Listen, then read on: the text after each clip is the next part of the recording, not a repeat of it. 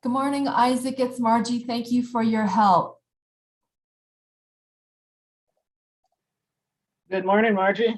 And no problem. Yeah, I'm just getting the live streams posted right now. So give me just a sec and then I will transfer host control over to you. No worries. Thank you. Oh, absolutely.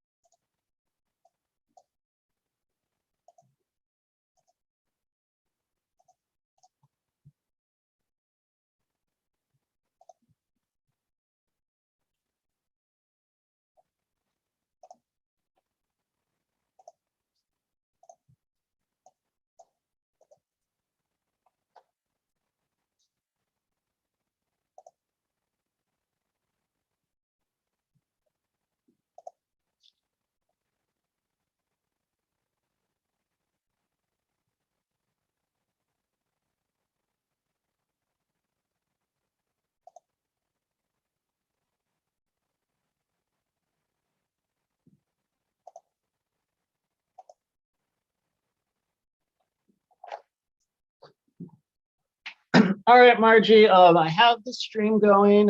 You're host now, so I think you should have everything you need. I need to make a phone call here, so I'm going to mute myself and not be available for a while, but I'll be connected throughout the meeting. So if anything comes up, I'll be here. Okay, thanks, Isaac. I appreciate all your help. No problem.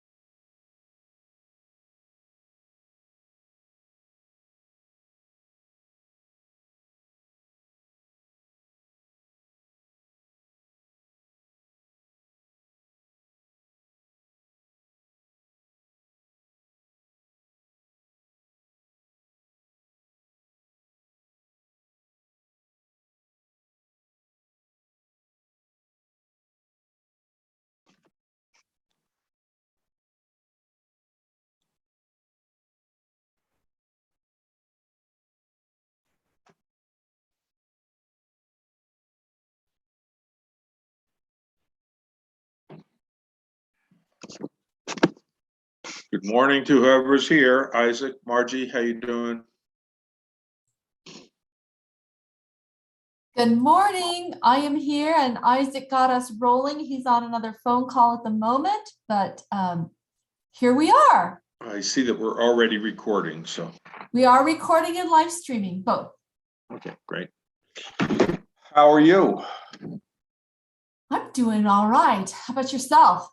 Well, I just learned to my chagrin that my passport is almost expired. Well, then that's I not was- the thing. Wow. Wow. It's not that I have to flee the country anytime soon, but it's just like I was thinking about it this morning and looked at it and it expires March 2022. And I go, is it already 2022? How did that happen? Life's when you're having fun. Yeah, right. When was even the last time I used it was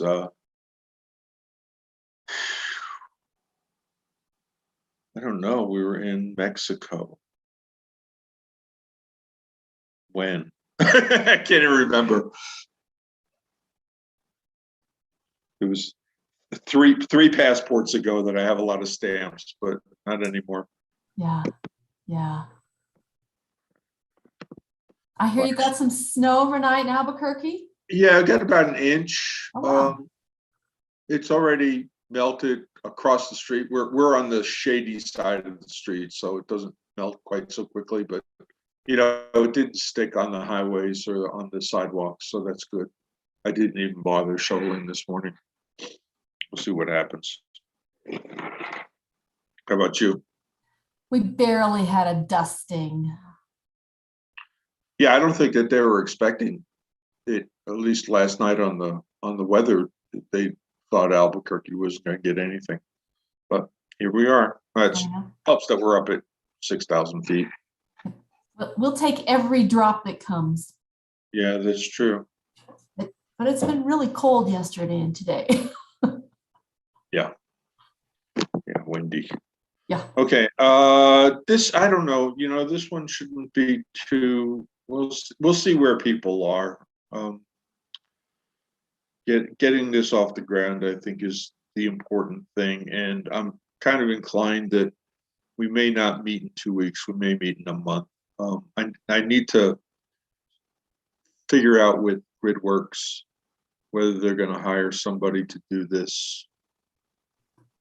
And I may cut back on the other interconnection stuff. There's just too much going on that I want to make sure that we get what we have done this year. So I'm not, my ambitions are a lot less than they were going into this. So I really need to get the rules solidified and down, and that may take more work. I mean, I know that I sent you a copy of what we had. I know that the utilities are just not going to be happy with it. Yeah, I will look at it in the next couple of days, get back to you comments before Sunday. Yeah, I appreciate that. Even Monday's fine, but you're busy. We have a meeting on Tuesday morning with the commissioners and the hearing officers for the case. I see Colin on the phone. Let me just take this call from him. Sure.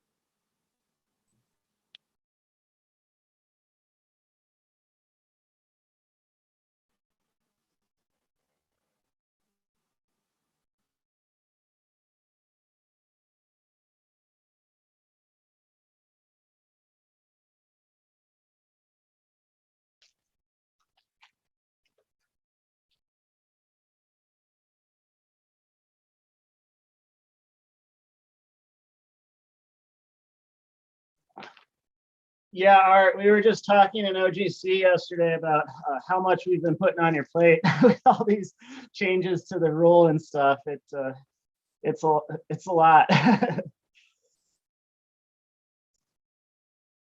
Well, I mean, I have a certain technical limitation, and some of this stuff gets to be pretty, really need an interconnection engineer, and that's one of the reasons why the utilities get upset with us.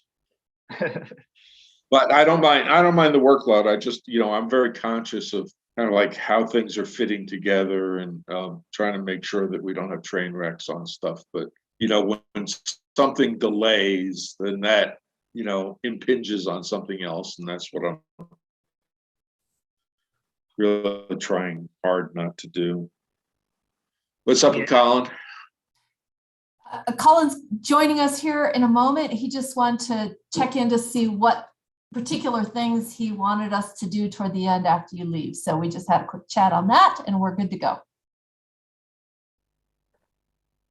Yeah, okay. I don't even think that we'll, need to go to 12:30. I think that we'll be gone by noon. Yeah, So, I think you're probably right. let me check my email for GridWorks here.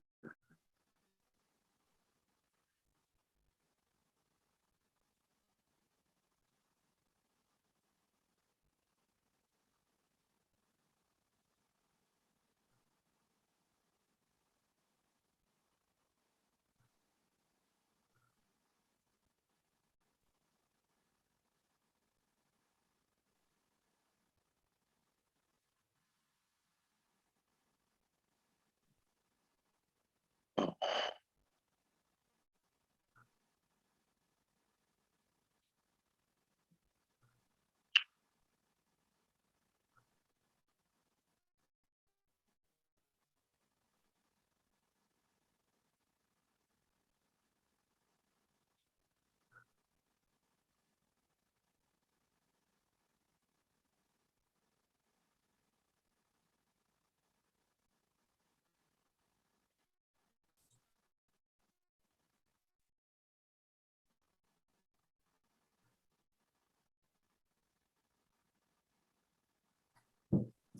Isaac, if you're back on, I'd be happy. Oh, you've got me as host. I'm going to go ahead and make Arthur also a co-host just in case anything happens. Yeah, that's a good idea. Great. Okay, we're good.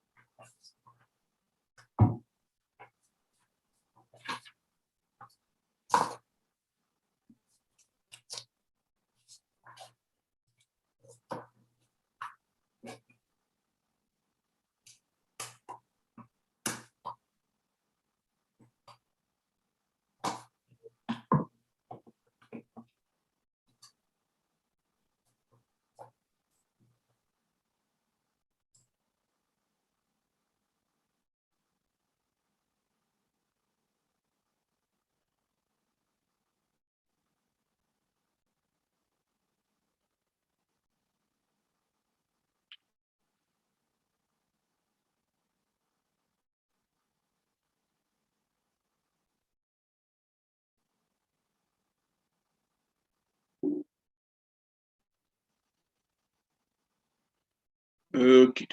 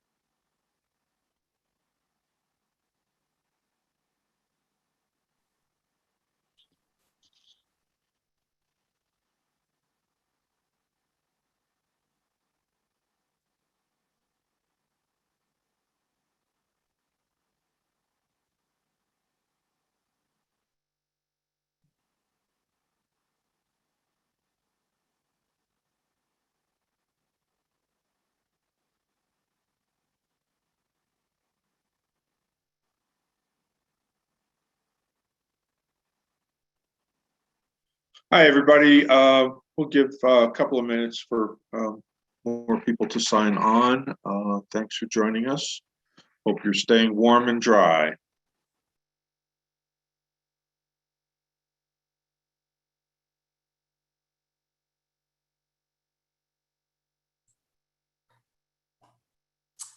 Hi, this is Margie. I'll add my good morning and a request to our PNM colleagues. I know Mr. Philip Metzger was having trouble with his email over the past 2 weeks. I have not been able to reach him. I don't know if one of you might reach out to him and be sure if he'd like to join us, that he has a Zoom link. I'd greatly appreciate it.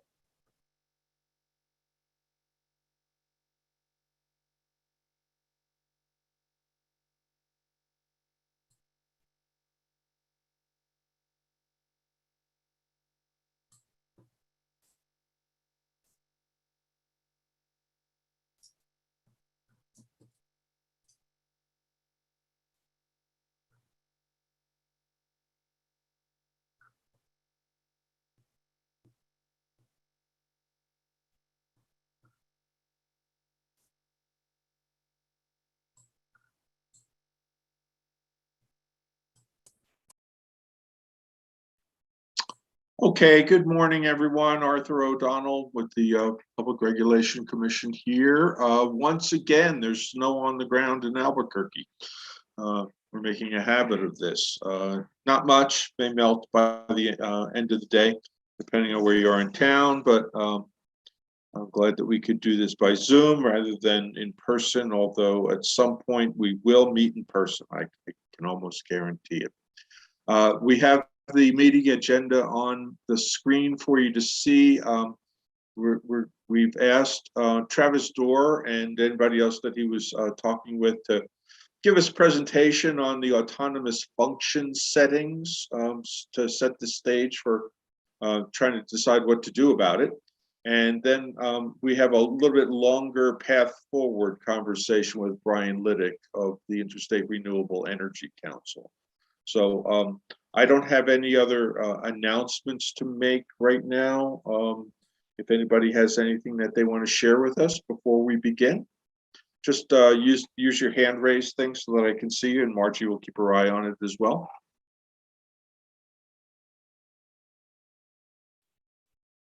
No. Margie, do you have any administrative issues? Yes, let me find my unmute. 2 questions. I see 2 phone numbers on here that I just want to verify the participants. A 505-362-7603. That must be Frank. We've set you. Okay. And then a 915 number. Is that Roberto? Are you also on a phone as well?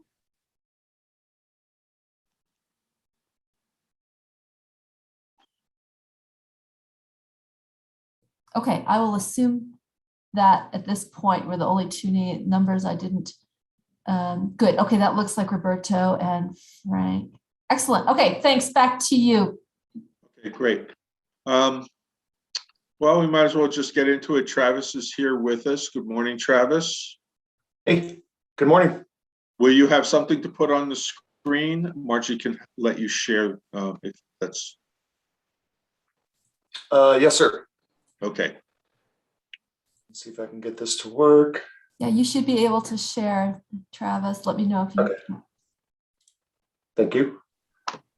Yeah, I'll just say that while we have this scheduled to noon 30, I don't think that we'll go that far. I think we'll probably be finished before noon.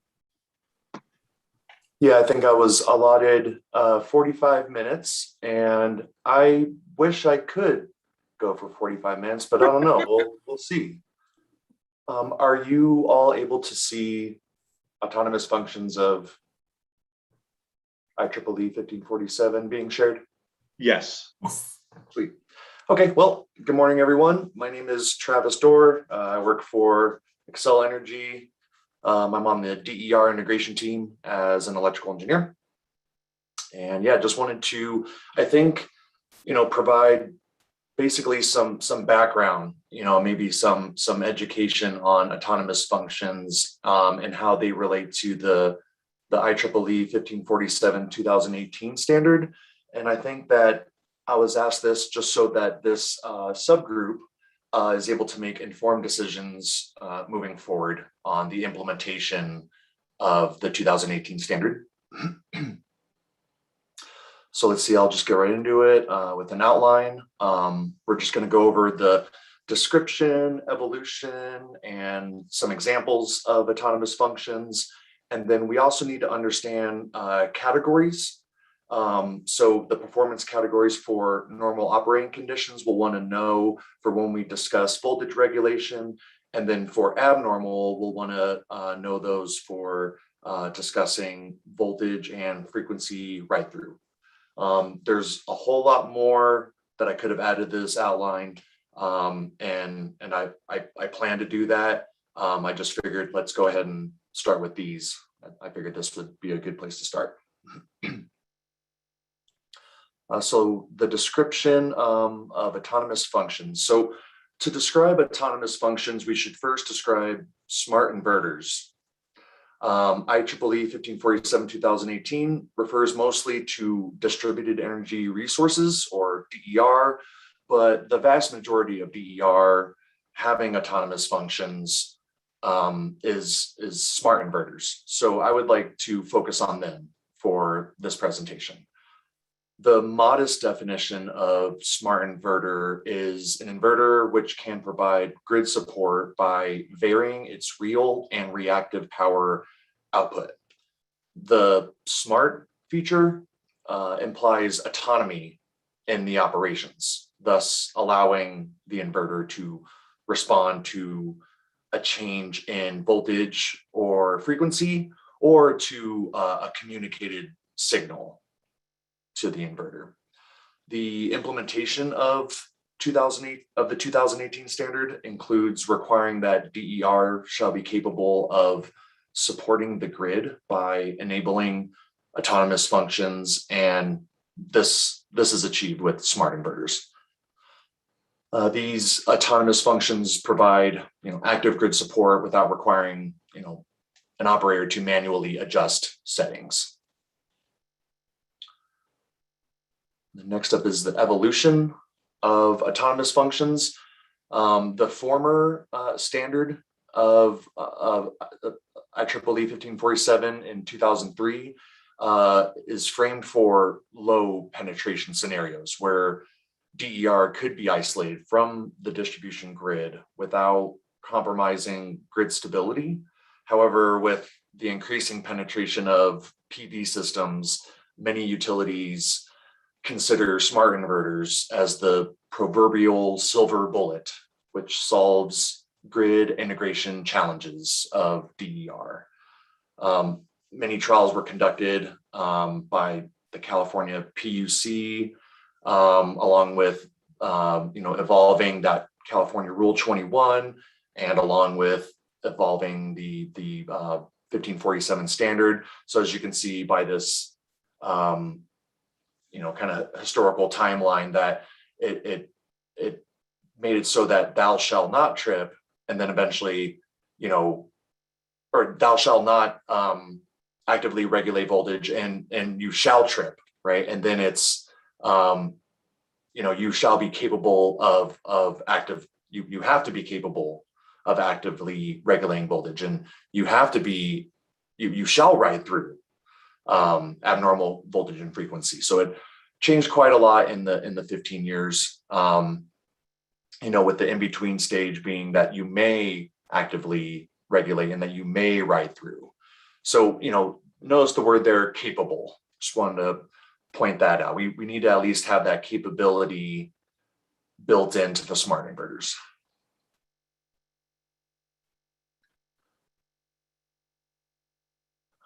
Just thinking of anything else I might want to mention on this slide. I mean, we'll come back to it at some point. I'll just keep going. So I just wanted to also provide some examples of autonomous functions. I think the most basic of them all is enter service. It is where the smart inverter begins operation of the smart inverter with an energized area EPS. EPS is electric power system. So basically the grid.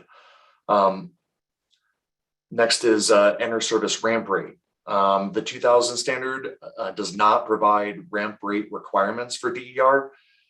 Uncontrolled ramp rates on DER could potentially create overvoltages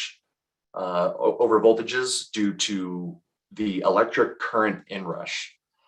So the 2018 standard includes ramp rate settings so that utilities could choose an appropriate ramp rate of all or specified DER installations. So rather than just switching from completely off to completely on, or interconnected, right? Turning on the inverter.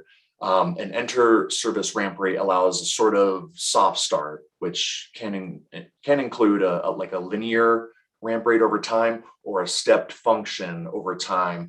And these steps should range from, or this time should range from 1 second to 1,000 seconds. And by far the most well-known autonomous function is anti-islanding. I wanted to define island because we're going to want to discuss this more and more. So an island is a condition in which a portion of the area EPS, or I'll just call it the system, right? The grid, the area electric power system. So it's an island is a condition in which a portion of the system is energized solely by one or more local EPSs through the associated points of common coupling, or PCCs, while that portion of the EPS is electrically separated from the rest of the EPS on all phases to which the DER is connected. So when an island exists, the DER energizing the island may be said to be islanding. So the 2018 standard provides requirements for intentional islanding, and I did not include discussion of those requirements in this presentation, but I'm sure we will want to discuss those at some point. And then the next term you'll see there is power factor. I wanted to just give a quick little definition of what a power factor is. Power factor is the ratio of the real power absorbed by the load to the apparent power flowing in the circuit. And so smart inverters can ensure a constant power factor if that autonomous function is enabled. Next up is constant reactive power control. So when in this mode, the DER shall maintain a constant reactive power, and the target reactive power level and mode, whether it's injecting or absorbing, shall be specified by the area EPS operator and shall be within the range specified by the 2018 standard. The reactive power settings are allowed to be adjusted locally and or remotely as specified by the operator, the area EPS operator, and the maximum DER response time to maintain constant reactive power shall be 10 seconds or less. These next examples concerning voltage regulation and ride-through will be discussed a lot more on the following slides. So to talk about voltage regulation, let's go over performance categories for normal operating conditions. The next slide we see, so the 2018 standard defines category A and category B. Suffice it to say that category A meets minimum performance capabilities needed for voltage regulation, and this is attainable by all DER technologies. However, category B is more for smart inverters, where category B includes category A plus supplemental capabilities for areas of high DER penetration. And we can expect that that this is attainable by all smart inverters, if not most, at least most. So now that we know a bit about category A, category B, just want to talk about voltage regulation and how that pertains to the category A and B. So we got a few different functions here. we got volt var, watt var, and volt watt. So we'll start with volt var. This is for category A and B, where the smart inverter actively controls its reactive power output as a function of voltage. And then watt var is very similar, except that it's just for category B, where it's controlling its reactive power output, but it's as a function of active power output. And then last but not least is... may I ask a question? Oh, yes, sir. This is Bora Akyol from Trimark. Thank you for describing all these modes. I really appreciate it. In your opinion, what is the difference between watt var and like a power factor mode? Like when you're like a fixed 0.95 fixed power factor mode or something like that.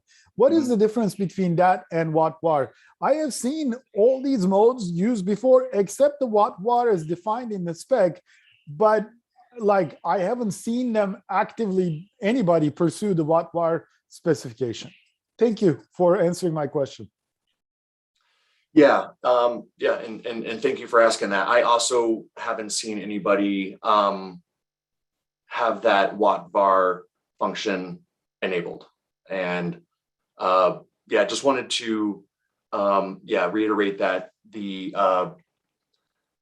power factor mode, that constant power factor, right, is kind of, you're asking what the difference is. So when you're in that constant power factor, you are just maintaining that ratio of real power absorbed by the load to the apparent power flowing in the circuit. Whereas with watt var, it's going to adjust based on, I'm going to go back to the slide where I'm talking about it. Whereas with watt var, it's going to constantly change its output, its reactive power output, based on its active power output. And you know, for this presentation, I was really just trying to get across you know, some fundamentals and some knowledge, some education, so that we can discuss these functions moving forward, whether or not we want them enabled or disabled. I Thank you very much. I didn't mean to digress. I was just wondering if you had seen this before, because it looks like your experience is somewhat similar to mine. Thank you very much. Oh, thank you. Yeah, no, I like digressing. Yeah, I just, in my personal opinion, I don't recommend enabling the watt var function. Travis, we also had a question, which is you referenced high penetration DER. Is that defined, or what would be the threshold? Let's see, is that defined? I can find out and get back to you on how the term high penetration is described by the 2018 standard. I think that the standard provides flexibility for utilities to decide that. The area EPS operator, I think, is responsible for determining what is high penetration. And I do use that term somewhat loosely, just to make it easier to communicate these descriptions of these autonomous functions. Roberto, you have your hand up.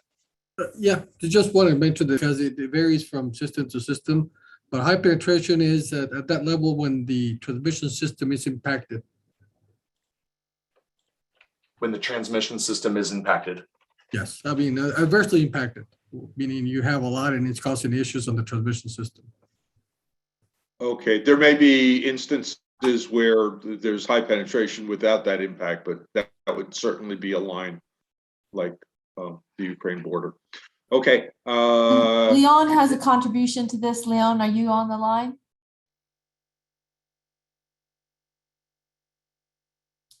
So Leon, maybe not. Leon's note in the chat was, I believe it can be used when you have a synchronous machine and IBR working in conjunction. Okay, somebody's going to have to explain that to me.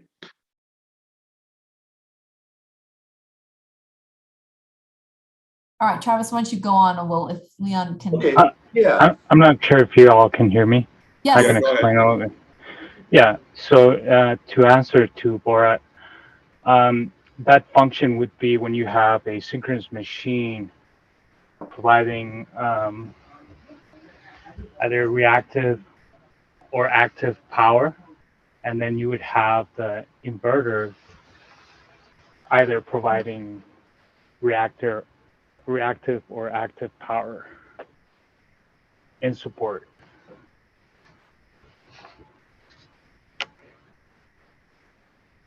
Michael Rupp has also contributed a couple of definitions. I'm reading two common ones. The point at which a distribution circuit has moments at which it exports power back into the transmission system, as Roberto pointed out, or the point at which there are measurable impacts on the transmission system, which would require more DER than the first definition. Okay, all right. We don't have to completely define it here. We know kind of like what the point of no return is.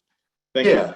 Yeah. Thank you. And actually, I really like digressing. It actually, I like to not just speak in a vacuum or in a bubble. That's one lesson I've learned in my career is to. Yeah, well, you got an expert audience here, so you got to be careful what you say. Yes. And actually that question, about, high penetration, right? It really does fit in perfectly where we are in this presentation, because the next slide I was going to talk about performance categories for abnormal conditions. And so, yeah, I'll just go ahead and go to that next slide. Oh, wait, no, there was one more thing on here. It was the volt watt. I want to point out that for volt watt control, that's voltage active power control. That's also just for category B, just like watt bar. Now this is a bit different, where it's actually limiting the maximum active power output as a function of voltage. I did want to put the word voltage in bold, just so that this slide is kind of easy to read. But yeah, my goal is to keep the slides fairly, simple, easy to read, whereas I can provide a lot of details verbally. Let's go to the next slide on abnormal operating condition performance category. So that's category 1, 2, and 3. These are really important to know for moving forward with these autonomous functions being implemented, because there's a lot of caveats for those various functions. And those caveats mention the categories. So let's see, just to kind of talk a little bit more about that high penetration. I did see here I got the standard open on another screen. It pays to have multiple monitors, so I can kind of do a little bit of research on the fly. So I'll mention that high penetration here again when I'm talking about category 1. So category 1 is based on the bulk power system, or BPS, stability and reliability needs.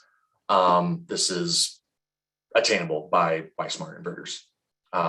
Category 2 covers not just essential, but all BPS stability and reliability needs. This requires coordination with existing reliability standards to avoid tripping for a wider range of disturbances of concern to the BPS stability. I did see in the standard, sorry, just going back to category 1, I see that in the standard where it mentions where it's talking about category 1 that high penetrations of DER having only category 1 capabilities could be detrimental to bulk power system reliability, but limited penetration of this category would not have a material negative impact. It should be noted that penetration with regard to bulk power system reliability impacts should be measured on a regional or bulk system-wide basis, and local distribution system penetration levels are not typically of particular relevance. So yeah, I'm glad that question was asked about high penetration, because it's good to know a little bit more about how that is addressed by the standard. That was in the category 1. So I mentioned that, and then I mentioned category 2 covers all, not just essential, of the BPS stability and reliability needs, but category 3 is now based on both BPS stability and reliability and distribution system reliability and power quality needs. So this is where we have very high penetration. Examples of that are where California and Hawaii have had to develop their standards a little quicker than the rest of the United States. So this needs to coordinate with the existing interconnection requirements for where we have very high DER penetration.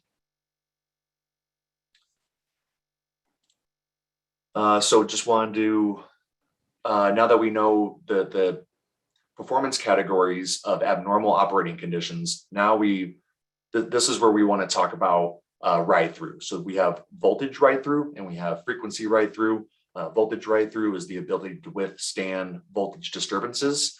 I'm going to show a chart on the next slide that really shows what I mean when I say that smart inverters will provide voltage support as feasible, so they can inject or absorb, or they can inject and or, well, no, it's or. So they can inject or absorb reactive power, and then they can increase or reduce active power to meet the voltage ride through capabilities as described by 2018, by the 2018 standard for categories 1, 2, and 3.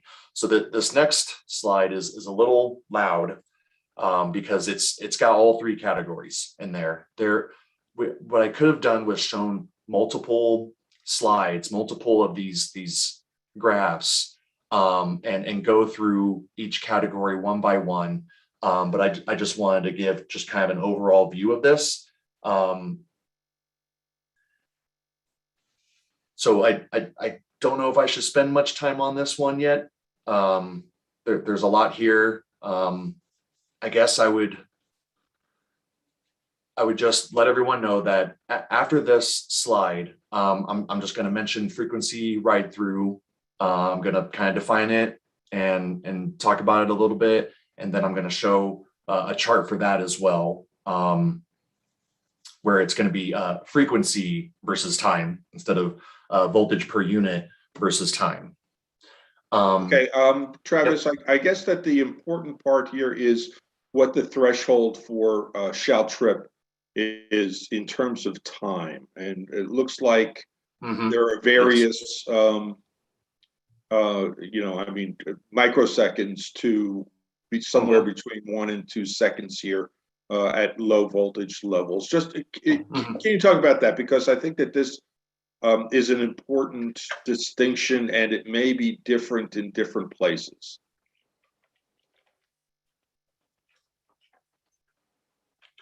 Okay, so I guess I wanted to just kind of ask if there was any questions just right off the top before I kind of go through this chart.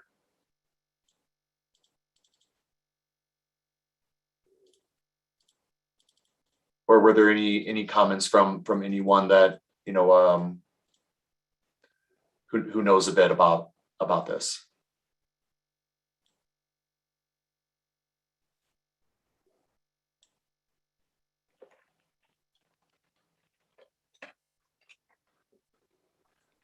Not seeing anything. Yeah. Okay, so I mean, I can help out describing some of them. I was just didn't want to just be talking to myself.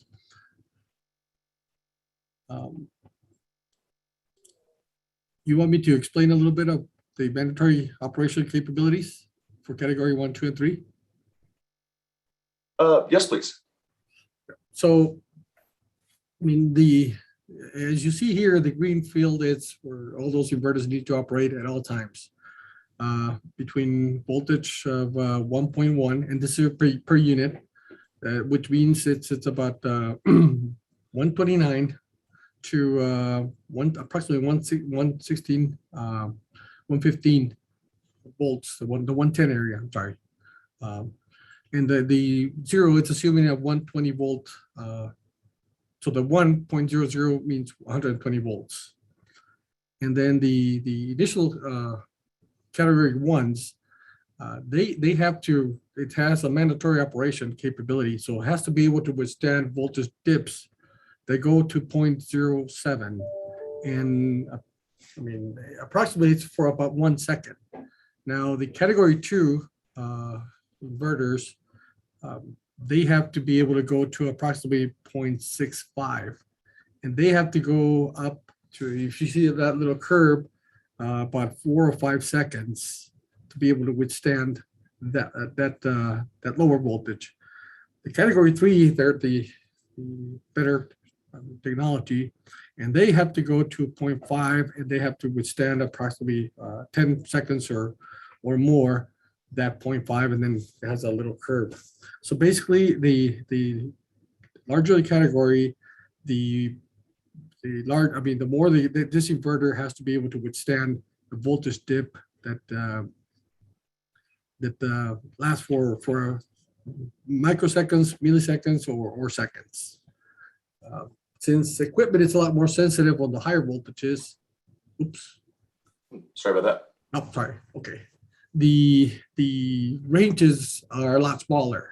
I mean, the equipment can withstand lower voltages, voltage dips, but voltage surges, that could damage the equipment. And I mean, you see those pink areas, let's just stay with the under voltage still. They shall trip, meaning the equipment will be damaged if they don't trip, so they have to get out. Then you have the other categories in blue, which I don't think we really need to go there, because if the voltage dips below the 0.5 for too long, I mean, most of the equipment will just trip. So I just want to keep it simple on the yellow categories.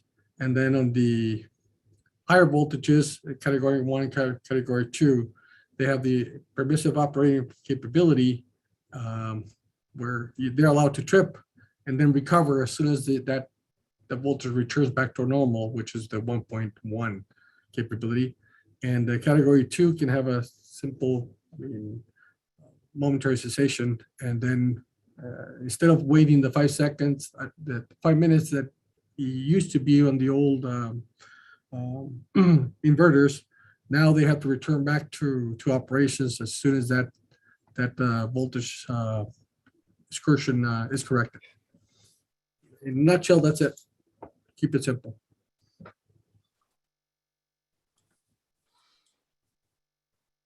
Yeah, so let's see, so this standard 1547, back in 2003, it stated that the maximum allowable voltage disconnection time ranges, it needed to disconnect within 2 seconds.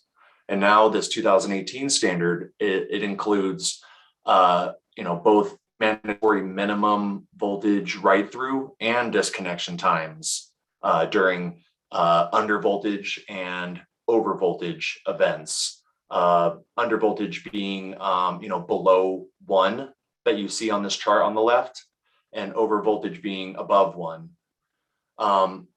The smart inverters need to provide voltage support to maintain within this chart. And this voltage support is provided by injecting or absorbing reactive power and or increasing or reducing active power as feasible.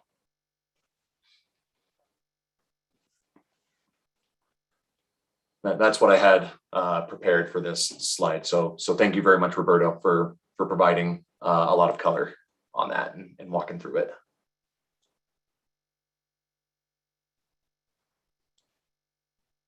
I'll just go ahead and continue to frequency write through, but we can always come back to this. I see that it's 11:05, so still a lot of time that we have on our. Yep.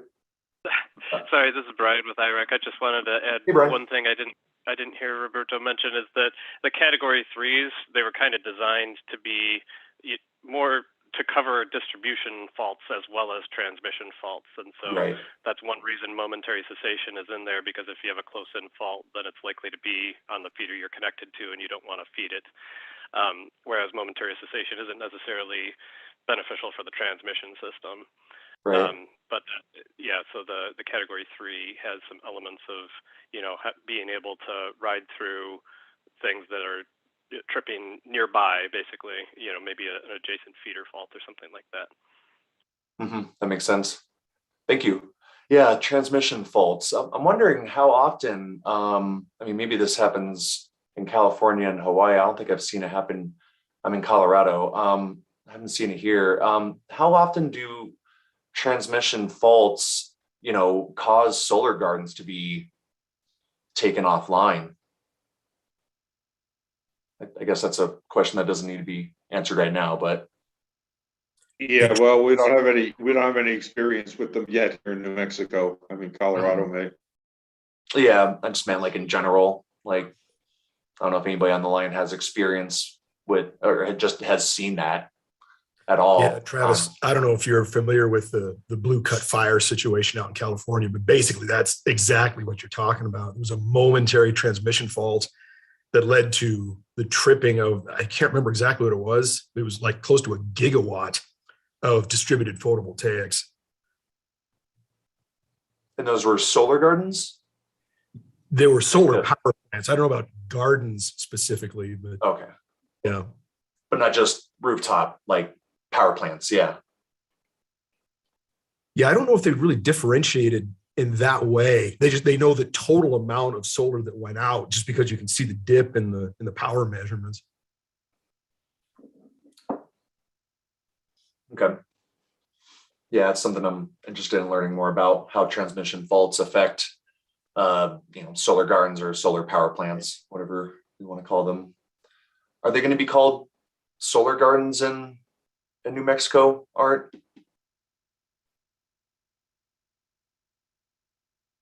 That's what I'm wondering. Community solar projects is what they're called. Okay, community solar projects. Okay, yeah, we're just going to want to be concerned with that, how transmission faults can affect these community solar gardens or community solar projects moving forward. Okay, so yeah, like I said, we can just proceed to frequency right through, and we can always come back to voltage right through. I think voltage and frequency right through are probably the first of the autonomous functions that we really want to, you know, discuss, you know, enabling, and you know what kind of settings we want to require moving forward. So yeah, next is frequency right through. So just like voltage right through, where voltage right through is the ability to withstand voltage disturbances, frequency right through is the ability to withstand frequency disturbances. And depending on the abnormal frequency and the duration of the frequency event, smart inverters will either ride through or disconnect from the grid, as shown on this chart, which is a little more simple than the voltage ride through. I think it's pretty self-explanatory. It just takes a moment of looking at it to see where it may ride through, or it may trip, or it needs to have the capability to operate, or it needs to continuously operate within that frequency range, and just never trip, regardless of time. The band of continuous operation, has that changed with the change in the IEEE standard, or is that pretty much a constant? Yeah, good question. So just as in the case of voltage, the 2003 standard only provides maximum frequency disconnection time ranges, and the 2018 standard includes both mandatory write-through and disconnection time ranges during frequency events. The DER is expected to provide additional support with frequency watt function to decrease active power to stabilize typically over frequencies. That tends to be the disturbance we see is over frequencies. the smart inverters could have the ability to increase real power to support low frequencies if the active power reserve is available. Travis, may I add one quick observation here? Yeah, please do. Thank you. I was just going to toss in for Art's benefit that the 2003 version of 1547 did not have a continuous operation capability band. There was no set of conditions under which a DER was required to stay online under the 2003 standard. So that's completely new for the 2018 standard. That's right. Yeah, the 2003 only provided maximum frequency disconnection time ranges. So no continuous requirements.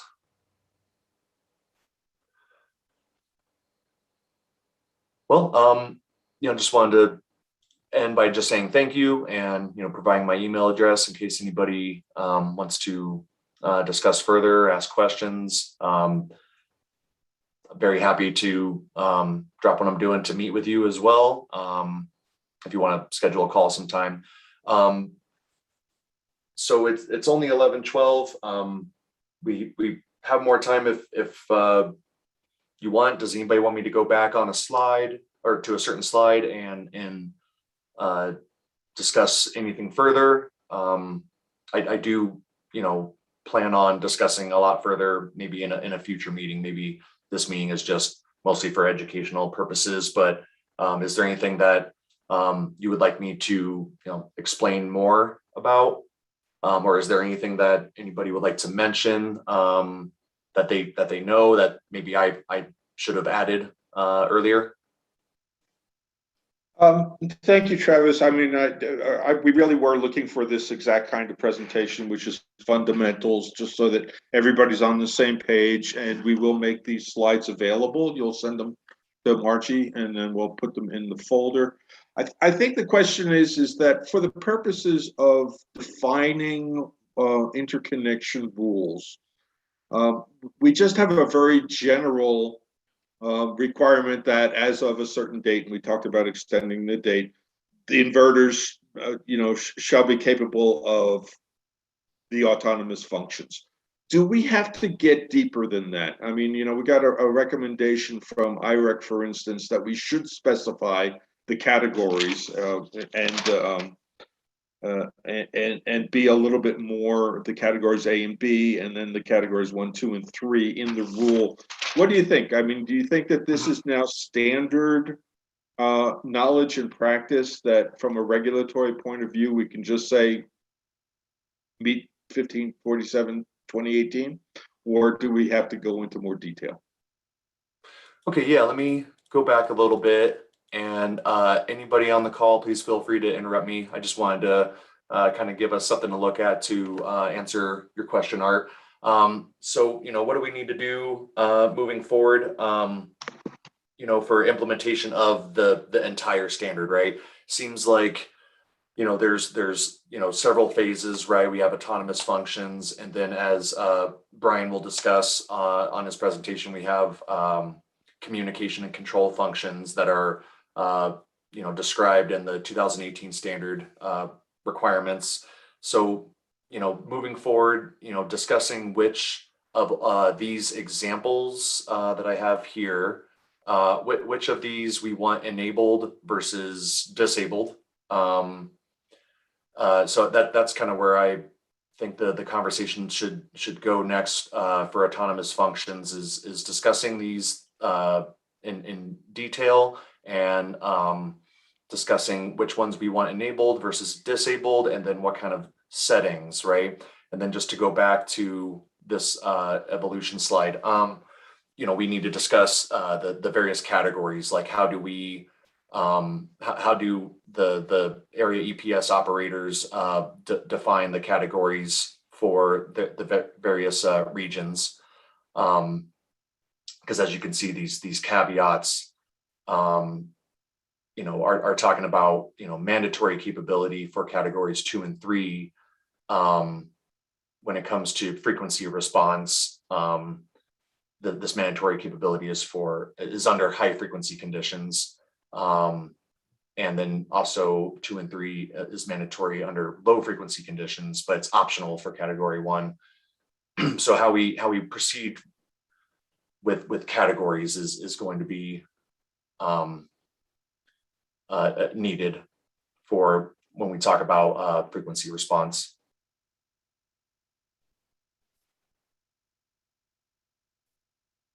Okay, so at some point we'll need language. We'll need what kind of language should go into a rule for affecting these things. Anybody else? Anybody else? I mean, aside from Travis, obviously we have a lot of experts in the field. Don't feel that you have to pretend that you understand everything. I certainly don't. And the more I hear it, the better off I am, because it's eventually it sticks. I believe something that needs to be considered is when you make adjustments to the active power output, that's gonna impact the customers, right? Because you're in essence reducing their generation. So I think that's a conversation that the PRC needs to have as to what will happen when the production of a system is curtailed. And then furthermore, what happens when you make the assignment of the categories and how that affects all the interconnections that are already in place. I think that should also be considered. Thank you.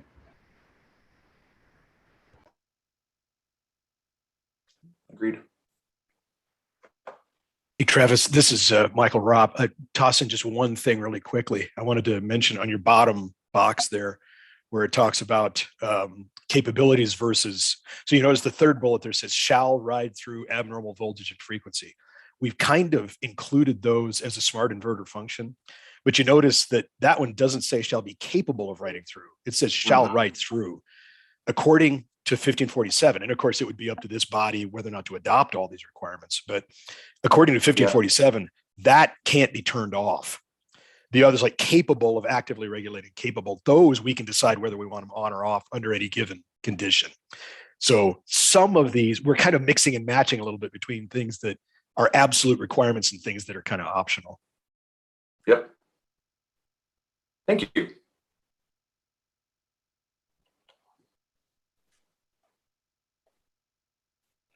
Yeah, those two are mandatory. They got to be enabled. I guess what I meant to say about that was, yeah, just exactly how will they be enabled, right? Like what the settings are. So yeah, thank you for clarifying that and providing that distinction. I did want to also just, I guess, maybe share a little reminder of the language that I think is currently in the proposed rule for the New Mexico PRC. I got it pulled up here on this Microsoft Word document. Just wanted to share these caveats that you saw something like that on the previous slide. You know, when it comes to ride-through settings, so that's why I brought it up. So thank you very much, Mike, for bringing up the mandatory ride-through. Is, you know, when it comes to settings changes, the area EPS operator shall notify the DER owner of the need to modify those settings. Ayoko has his hand raised.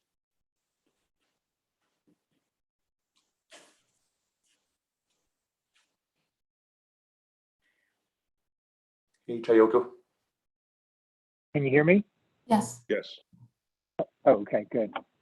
I just want to go a little bit further into what Leon was bringing up as an issue, and I think it is an issue for most of the systems that have been installed in New Mexico. Though the smart inverter functions weren't in place until like the last year or two, and so that those systems couldn't be curtailed.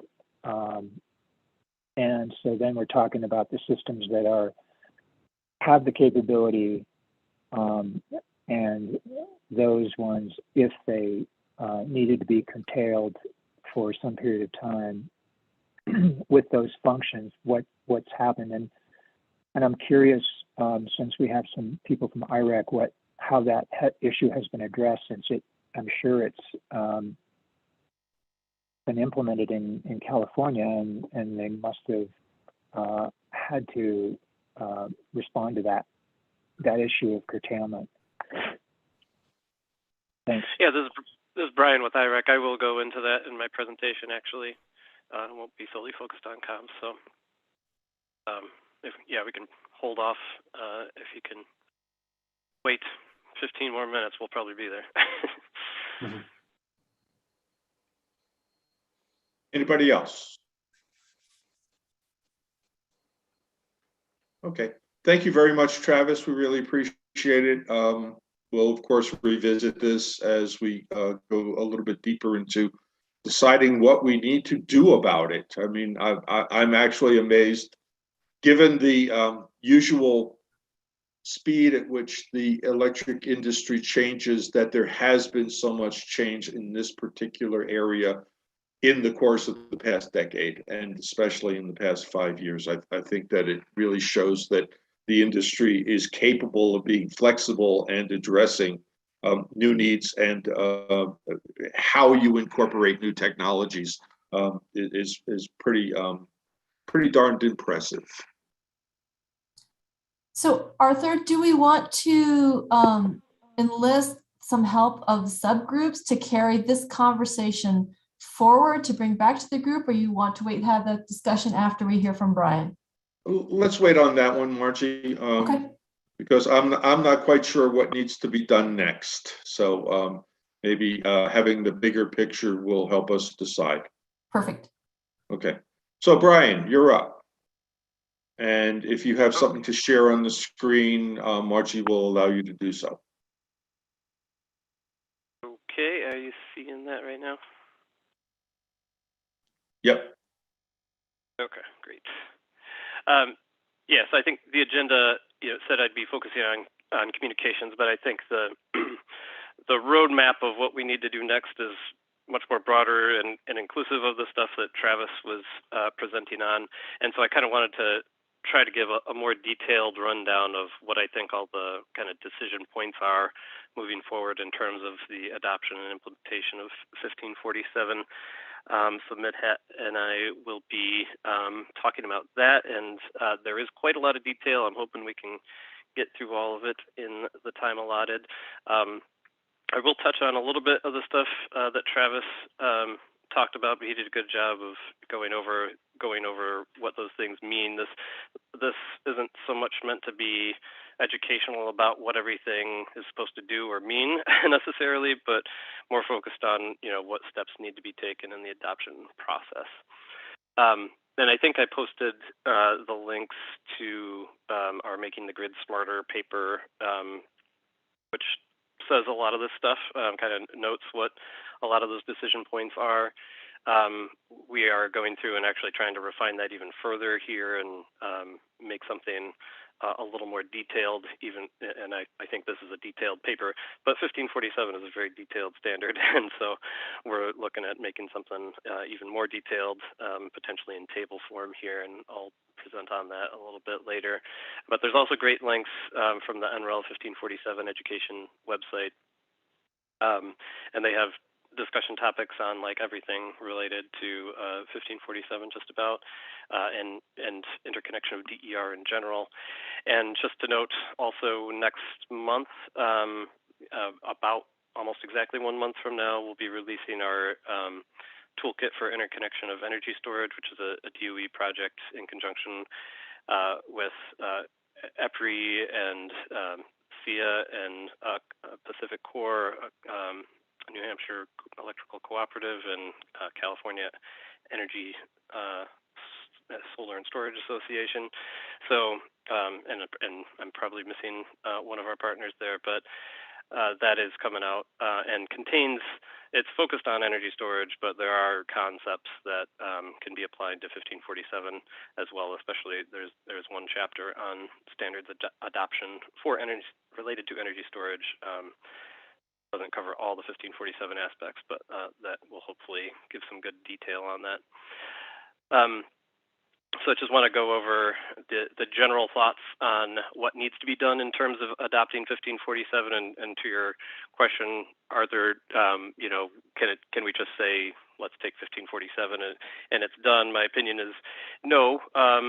That, you know, basically it gives a menu of options, and the main menu points are those category assignments. And so, you know, I think at minimal, we need to decide those, but there's quite a few other details that at least need to be looked off, and there's a long checklist just to make sure that everything is covered either within rules, technical requirements, process, or the implementation aspects, you know, going on behind the scenes.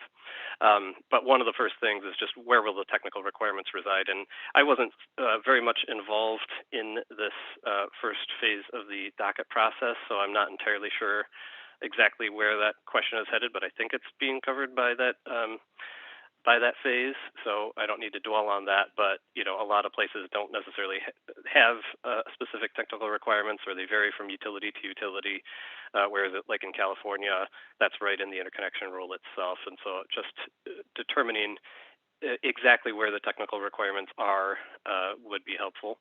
And y'all can educate me on how that's done in New Mexico, or how it will be done in the future. But that's a big point of this.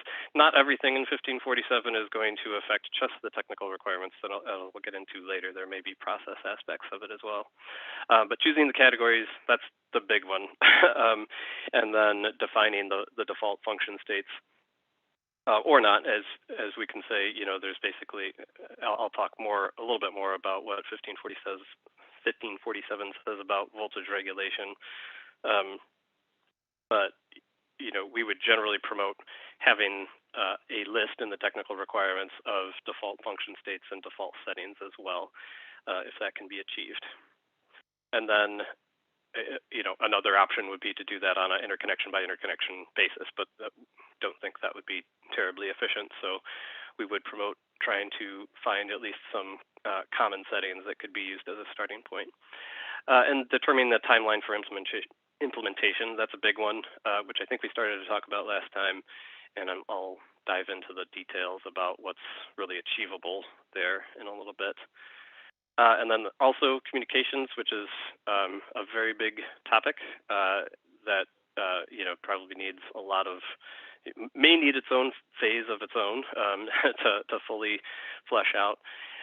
As I mentioned, there may be process updates in terms of what happens if settings need to be changed from defaults or whatnot, and then other things that I'll get into later. The interconnection agreements themselves may potentially need updating. If you have for interconnection agreements, there may need to be some changes made to deal with changes in settings. I don't know. I haven't looked into your interconnection agreements as of yet in New Mexico, so it's a question for you all. And then the application forms themselves probably need to be updated. And then there may be related processes that I'm not really going to get into all of them, but I will talk about the voltage complaint process in relation to curtailment, as Tayoko was questioning about earlier. But also, if you have a hosting capacity analysis, you know, is that inclusive of any type of default voltage regulation settings that might come out of this? A lot more details. The reference point of applicability is a new concept, kind of new concept in 1547, and has a big effect on how the system could be evaluated throughout the desk evaluation at the utility, as well as into the commissioning process, and will determine whether the DER system actually conforms to 1547 or not. And so that probably needs to be thought out as to how that will be dealt with.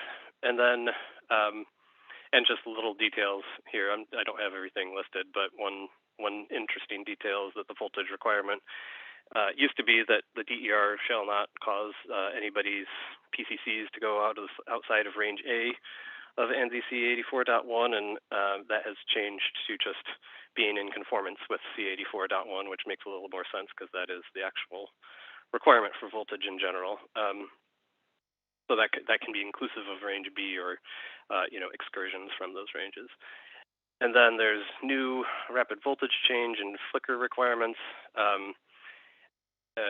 and non-unlimited export systems may be employed for some functions like the volt-watt function or the limit max of active power function, which is a control function. But volt-watt can actually be limited at the PCC rather than at the DER terminals itself. And so just in mind whether we need considerations for dealing with that, potentially in the application form or elsewhere.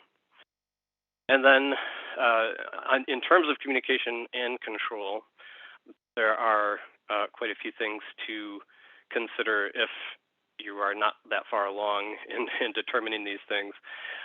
Basically, what 1547 says is that the DERs must provide provisions for a local DER gateway. That term provisions for is not 100% clear. It will be nice once we get 1547.2 published, the update to that. That is starting to go into the balloting process now, and a lot of these concepts are explained at length. It's a very long document. I forget exactly how many pages, but much longer than 1547 itself. And that's one of the things that goes into is, what does a DER gateway do? And when you start digging into the details, going into the layer of the onion, you find out there's a lot of different ways you could set up a DER gateway, basically. And does the 1547 standard actually require that it be on site or not? In my opinion, whether it does or not is kind of irrelevant, but you need to ensure that ask for what you want at the DER site if you actually want to implement communications. So in order to meet 1547, a DER device can support either SunSpec DNP3 or IEEE 2030.5 or SEP2. And so there's not necessarily always going to be a specific matchup between what an inverter provides if it's got onboard communications and what the utility may want to use. There might be a translator in the mix, but the utility could specify at least to say, we are going to use 2030.5, such as has been done in California. All the three IOUs there have determined that for their communications to DERs moving forward, in the future, which they're not quite close yet, but in the future they've determined that they'd use 2030.5 as the outbound and inbound communications method. So that could go to a DER itself, or it could go to a DER aggregator. And aggregators, that's a big question as to how those would be utilized for when you have lots of small systems. It's probably a lot more efficient if a utility needs to communicate with them to go through an aggregator rather than building out a DERM system of their own. So there's a question there, which could be a fork in the road at some point. Does the utility actually intend to, or do you want to move down that road of having a DERM system built out that can actually reach small systems, rooftop systems, residential systems, or could you rely on a third-party aggregator, which they're already doing this type of communication today, and wouldn't necessarily even need any new infrastructure. But if you are using aggregators, we're going to need agreements between utilities and aggregators to do the aggregation work, agreements between the aggregators and the customer to handle their system, and updated forms and whatnot. There's a lot of work to do there that hasn't fully been done anywhere in the country as of yet. Another question to answer there is if no communications are required at the time the interconnection agreement is signed, is it actually likely to be connected in the future? And do you then, do you need to have backward compatibility such that, okay, a DERM system or an aggregator comes around in the future, do you have a port with some specific specification that that aggregator utility can plug into retroactively and start communicating with the system? That's a big question, and most jurisdictions haven't really tackled the idea of retroactive requirements as of yet. Let's see. And so, yeah, just to wrap up, I guess 1547 does require the capability, but you need to consider what the future holds for communications. And I would say it potentially makes sense because there's so much work to do on all the other 1547 adoption efforts, that this is a very big effort to pull off, and you might consider a future phase that includes an entire communication strategy, which might have elements of the grid. If you have a grid modernization proceeding, for instance, that might pull in elements of that, or it might be part of that. So I've said a lot, and I just want to pause here and make sure I'm not missing any questions. Well, probably get into it a little bit more, but obviously this is all a moving target, right? Is that it isn't set in stone anywhere. Different jurisdictions are doing somewhat different things, and the standards are in play, right? And some of them are being introduced. So I'll just say that there's no answer right now, but we have to keep in mind the current state of the New Mexico utility grid and where we expect to be 3, 5, even 10 years down the line, in order to set up both the rules and the processes to accommodate that. Right. So, I'm just saying that we'll try and keep that in mind, and not make the mistake of picking something now that may be obsolete in a couple of years. Right.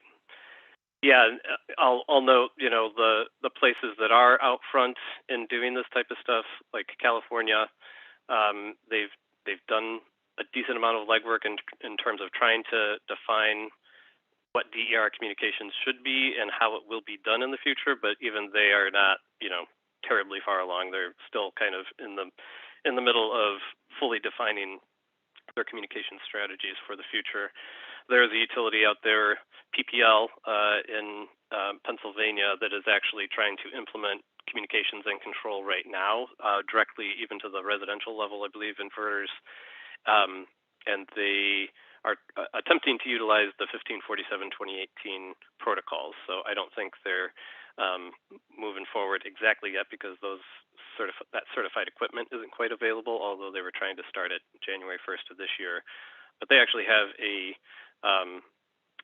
pilot program that runs for, I want to say 2 years, once they get to a certain number of connected systems. I'm not entirely sure how many years it is, but it's supposed to answer the question of, is it actually worth it to try and control all those systems directly from the utility versus having just autonomous control without communications. And so there's going to be hopefully a cost-benefit analysis available to look at from them in the slightly near future, but still a few years out before we get a real good field experience in that front. No more questions about the communication stuff. I'll just move on. I just have a commentary. I'm sorry. I have a commentary with respect to communications.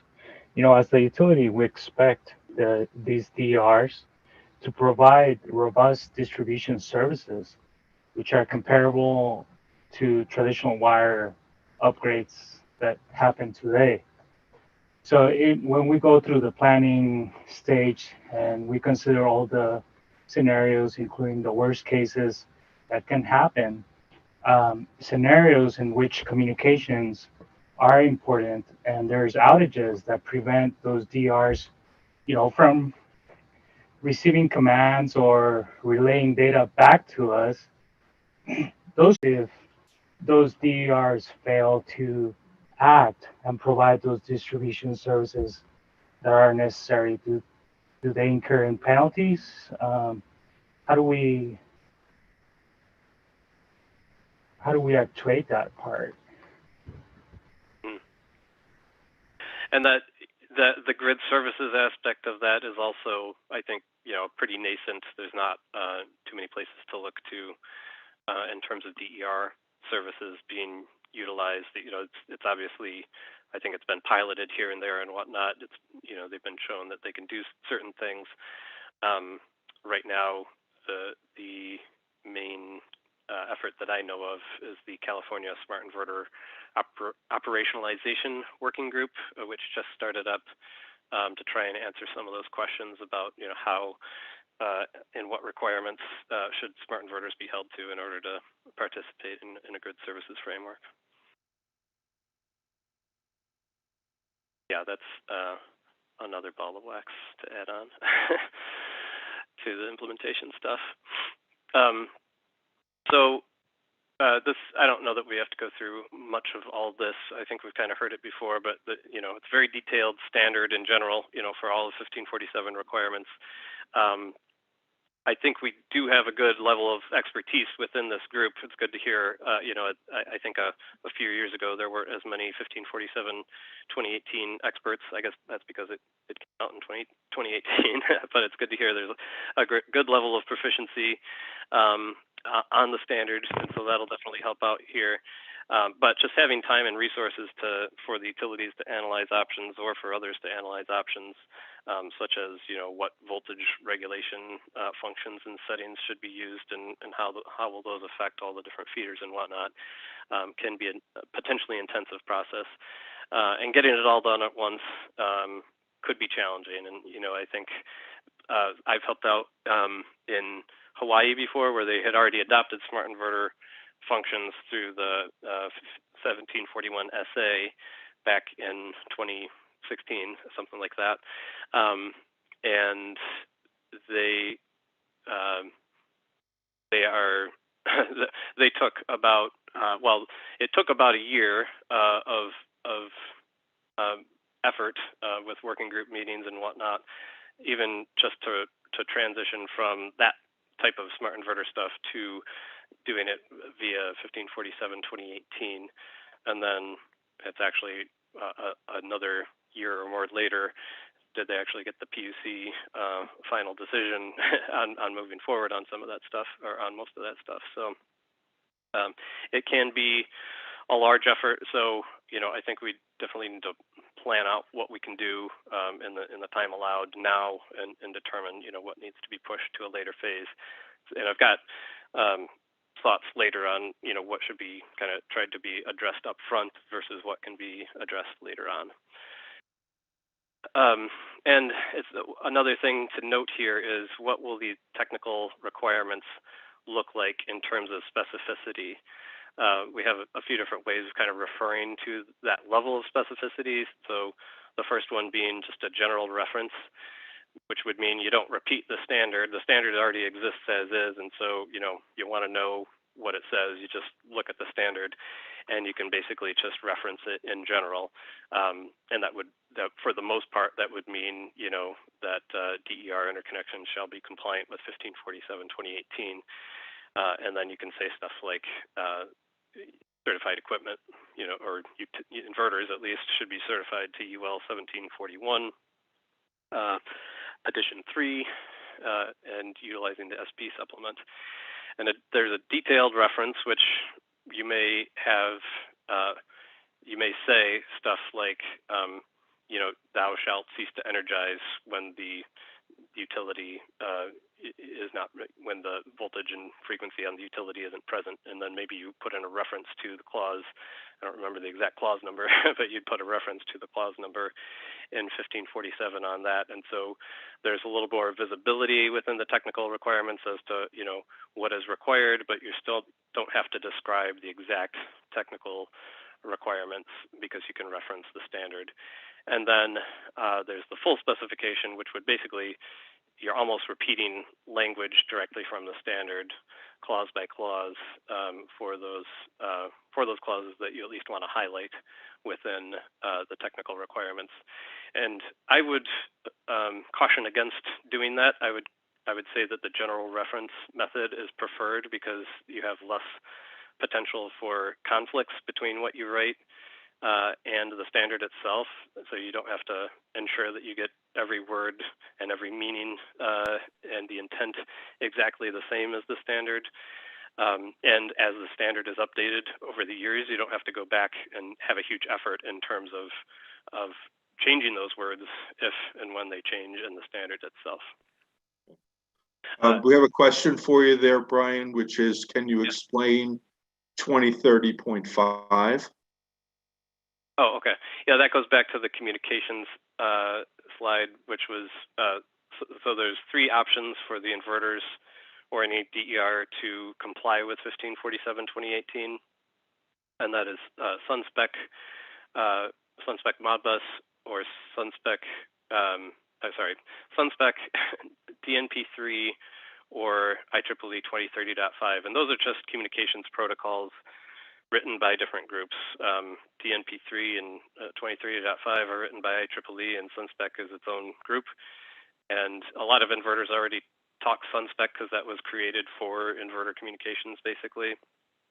But 2030.5 is just a well-used protocol that might be used sometimes in the utility industry already, basically.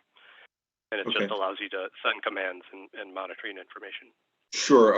I recall in California, there was a lot of debate about these particular options, and that there was criticism of DNP3 in terms of security. Do any of these options kind of like stand out in terms of being more secure, less vulnerable to hacking or other kinds of incursions that would help sort them? I would have to let somebody else answer that question. As far as I know, there's not necessarily a big difference. I think maybe something similar could be said with SunSpec, but it's more of what is there built-in security versus what is the outer envelope of security. And from my limited understanding of cybersecurity, you can provide that cybersecurity for any of the protocols, but I don't know, it might be done in different ways. Okay, great. It's just something we always have to raise the question. Sure. But yeah, that's in addition to just choosing a protocol for communications, building out cybersecurity alongside it would be a major consideration. Okay. But here's just some, these are just examples of what other states have done in terms of their adoption of 1547/2018 already. Minnesota was the first one. They created more of a detailed reference, so they were describing, individual capability issues and whatnot, and then making reference to the standard. They created a standalone technical requirements document called the Technical Interconnection and Interoperability Requirements Document, and then which functioned as kind of a statewide document. And then, they, as far as voltage regulation is concerned, they landed on a default setting for constant power factor, and I believe it was I'm not remembering if it was 0.95 or 0.98, but they basically just set a set power factor as the default setting, and then added the volt watt with the default settings from 1547 deactivated. And they only included basically the capability for communications. They haven't had further conversations about how that capability might be leveraged. So it's really just requiring, basically 1547 compliance in terms of the communications capability, and haven't specified a specific protocol or anything like that. Maryland only specified a compliance date, and the technical requirements are basically to be determined still, and it's ongoing. The utilities there are working and occasionally meeting with stakeholders and whatnot to determine whether there will be a set of default settings and whatnot for voltage regulation. Hawaii, it was more of a general reference.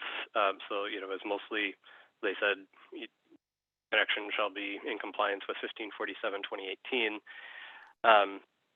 They have technical requirements and process in the same document. So their interconnection process, like the screening and application and everything like that, is all in the same document as the technical requirements.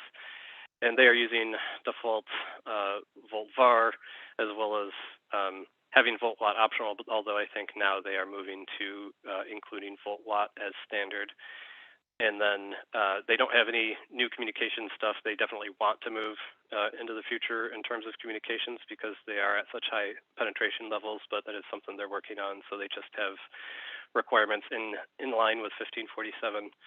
And they're including, I think they're the first utility to create a utility required profile, which I can talk about a little bit more, which is basically just a standard way of presenting the requirements and settings for the systems.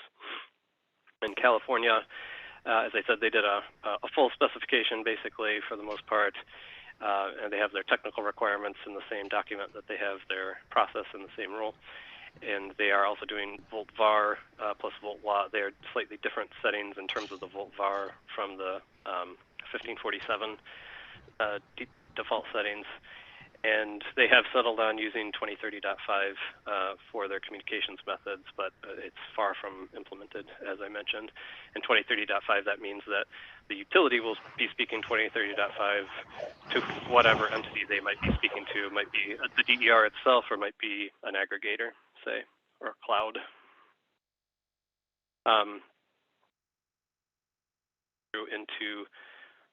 I'm out of time here, so I'm going to run quickly through voltage regulation considerations. And just to build on what Travis was talking about, 1547 doesn't offer any voltage support inherently. The default setting would be power factor at unity, and so it is kind of up to the states or utilities to decide the voltage regulation functions, whether they're turned on and which one is turned on and what the settings are.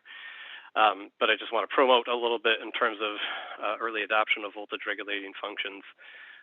Basically, I think it was already mentioned that it would be nice to be able to connect systems to the grid where otherwise you might have upgrades potentially or create some violation. And maybe using a voltage regulating function could ameliorate that. You could increase the hosting capacity of the circuit by having these voltage regulating capabilities because you wouldn't be hitting those steady state voltage limits. But the functions are only optimized if all or most of your DER systems are participating in that voltage regulating functionality. So as Hawaii found, they had a ton of legacy systems with dumb DER, dumb inverters that didn't regulate voltage. And, by the time they started adding the systems that do regulate voltage, those volt var functions aren't necessarily going to do quite as much for the system as a whole because the system as a whole, in terms of the entire DER on the system, isn't doing as much, or the entire DER on a feeder, isn't regulating. So, one inverter can't make up for the 100 systems that are already installed, basically. However, these functions, as was mentioned, could potentially impact the customer. And I mentioned a few ones here. Reactive power functions could actually reduce headroom, although that's likely to be de minimis. And the main one of concern here is the volt watt function itself, because it's directly modulating active power on high voltage. And there was some work done by NREL in Hawaii when they went to implement the volt watt function, and they were looking at how much curtailment would actually happen due to volt watt based on location on the grid. And they looked at a few scenarios, what happens today and what happens at high penetration. And at high penetration, the potential curtailments get higher because you are affecting voltage more and more with DER. But even today, under their current scenarios, you could see customers having some effects. And so this is just showing the types of curtailments. This is just kind of one example out of a few, but you might have one customer that's losing a few percent or something like that. And this is, I'm trying to exactly what the difference between these charts is, but basically the idea is that you don't really know beforehand. The customer themselves generally aren't necessarily going to know, how their voltage is going to change or does change, or where it sits in general, whether they're at a well-regulated node on the feeder or not. And the developer, would have a hard time finding that information. And that may change in the future, depending on utility practices, the configuration of the feeder, the loads on the feeder, and the other DER coming onto the feeder and whatnot. So really, there's not a great way to say that volt-watt isn't going to affect customers. We don't expect it to be a problem on the whole, but there may be a few customers here and there that have issues. And so one way that we are handling this in California, which was the first state to adopt the volt-watt function on a default basis, is to ensure that the voltage complaint or power quality complaint process can handle these types of curtailment complaints appropriately, so that the utility is actually tracking whether customers are coming in and complaining about it. And in California, they do have wide deployment of AMI, and we came up with a structure to look at that AMI voltage data over the course of the previous month and the previous year, and come up with a metric of what the potential loss would be. And this is really just to be an alert to say, is it a large amount of curtailment that's happening for this customer, or is it not? And again, we don't expect it to be a problem for customers on the whole, but customers here and there could see potentially high curtailment due to that functionality, and we want to know, is that happening? Is that happening often? And if it is happening, to what extent? And are there further avenues of customer protection that are needed? I think things that were floated out initially are, should we just compensate the customer for that lost power or lost energy production? And that certainly hasn't taken hold, but we've actually got almost a year's worth. I think we've got 3/4 worth of voltage complaint reports from California. So the California CPUC put in place a process for the utilities to report on those complaints coming in through their voltage complaint process. And we created a metric to determine, okay, what's the maximum loss a customer would have seen. And it basically assumes that they would have been producing 100%, which isn't the case with solar electric systems. But it just assumes that they would have been producing 100% otherwise, and therefore this is the maximum amount of energy lost based on the AMI data over the last month and the last year. And they compile that every quarter, and then moving forward for the next few years, they'll be doing that on a yearly basis. And so we've got 3/4 of that data right now, and we have seen a handful of customers that have seen significant losses, and I don't remember what the worst one I've seen is, but over 5% loss over a year, for some customers, basically.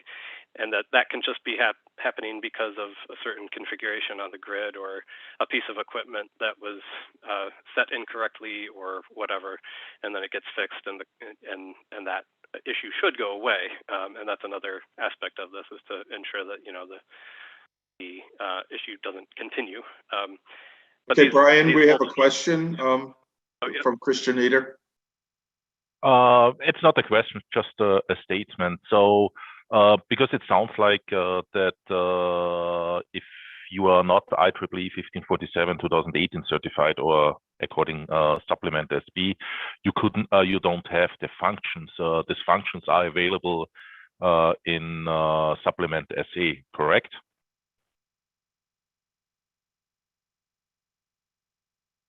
Right. Yeah, we've got them, the ability to test them through the SA test procedures today.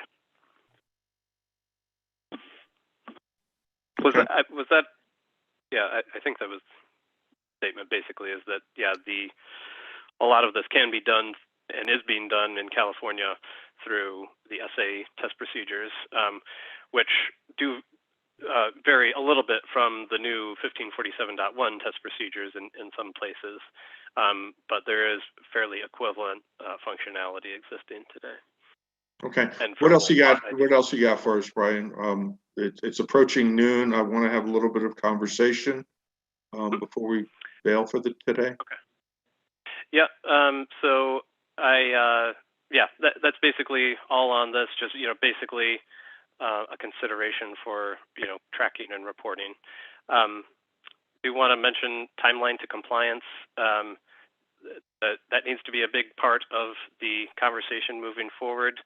The UL 1741 SB was originally published in August 2020, but had to be republished in near the end of September this last year to fix a lot of the gaps in 1547.1 that were found through a TempSat certification, initial certification. And so moving forward, we don't expect products to become compliant until, starting middle of this year into next year. Folks, or some states, had settled on January 1st, 2022 initially, based on the idea that 1547.1 was being published in 2020, and that should allow certification by January 1st of this year.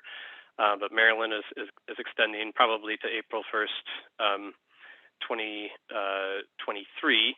And Hawaii is trying to be aggressive. They want this new functionality, so they currently officially are at April 1st, but I think unofficially at July 1st, also considering extending that further. Long Island was at January 1st, and they're looking at extending that.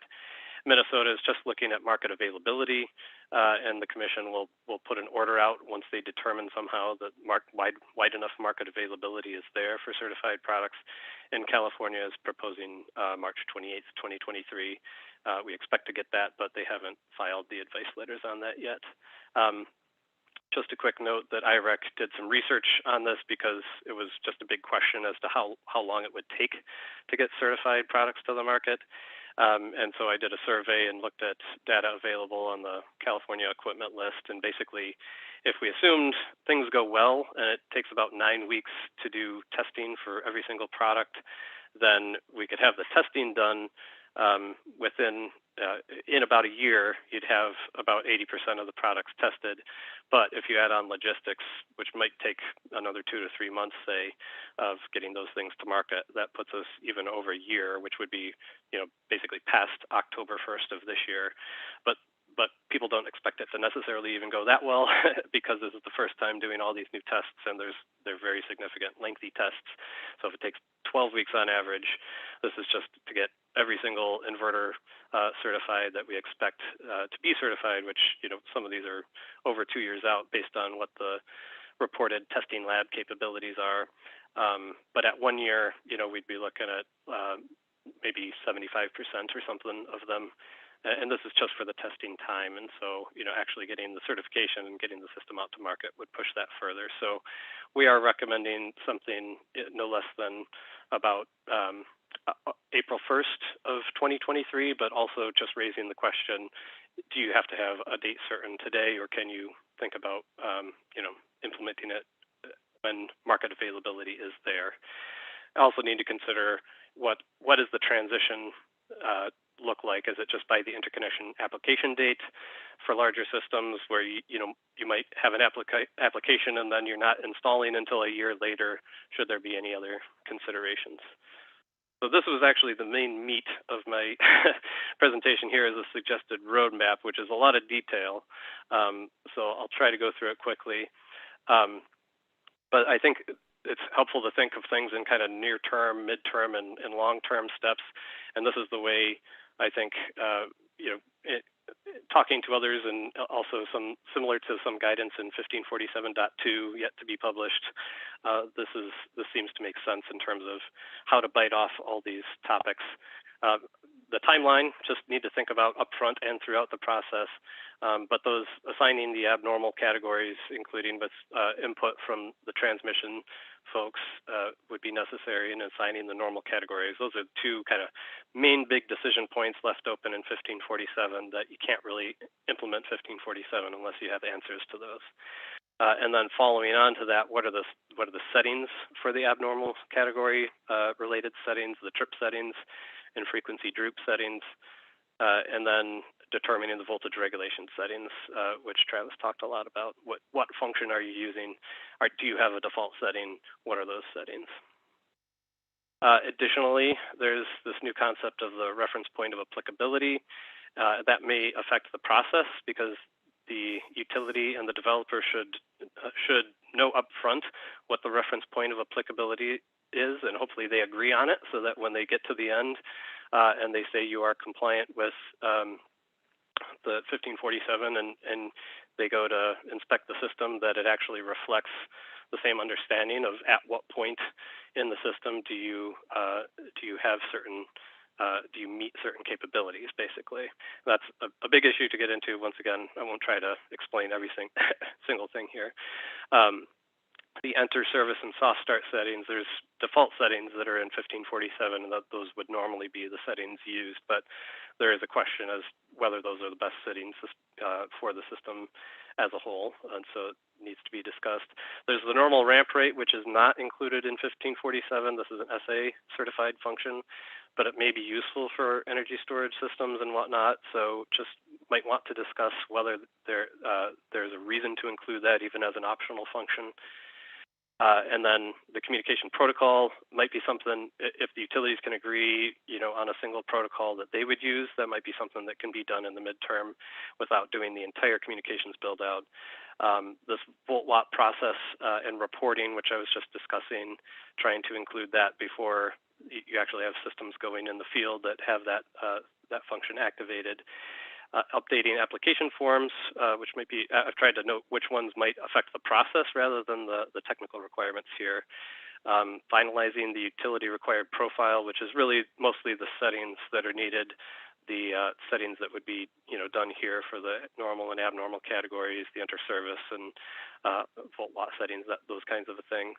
I'll try to talk a little bit more about the URP, although I don't know that we want to take the time. There are some nameplate rating issues in terms of how volt watt and the limit active power or limit maximum active power function are applied. That's discussed in 1547.2, but could potentially use guidance in the technical requirements. And if you require functional changes in the future, do we need to change the interconnection agreement? Are any changes needed to the interconnection agreement, or is it sufficient for covering those types of changes, and how often those changes might be implemented? And then one optional thing to think about is power control systems. I know you've got that kind of implemented in your interconnection process to utilize limited export systems. These systems can also be used to implement the volt-watt function or the limited maximum active power function. So could potentially be more guidance for those. And then long-term adoption steps, I think of the communication stuff in general being more of the long-term things where you need a roadmap to understand where you want to go and how you're going to get there. And updating any interconnection agreements for control, so if the customer is agreeing to be controlled and curtailed and whatnot, what exactly are they agreeing to? And then, the actual deployment of communications.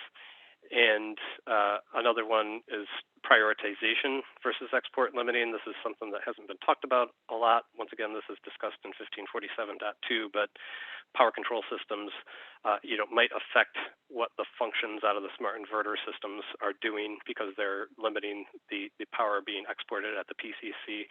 So there's a question as to, do you need to discuss the prioritization of those? And then evaluation and commissioning updates. There's kind of somewhat new concepts in 1547, and these aren't generally discussed in technical requirements or processes, but just consider whether there's a need to address these, or maybe in terms of the implementation steps. I'll also note that there are some rules that might need some updating, including the transformer screen. And you might have done some work on this. I'm not entirely sure if this is a phase 1 topic, but the transformer screen that says 65%, your DERs should not be more than 65% of the transformer for your initial screen. Does that include the consideration of whatever voltage regulation you're going to implement, if there's a default setting for voltage regulation? And the flicker voltage fluctuation screen, number 7, it makes reference to IEEE-1547. That should be 1547-2018 is inclusive of those requirements, so the reference really should be to 1547.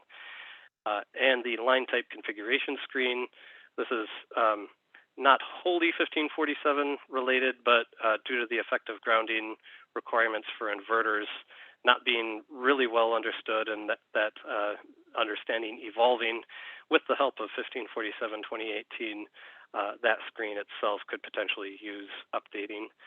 We do have some guidance on that in our upcoming batteries toolkit, so to be shown later on.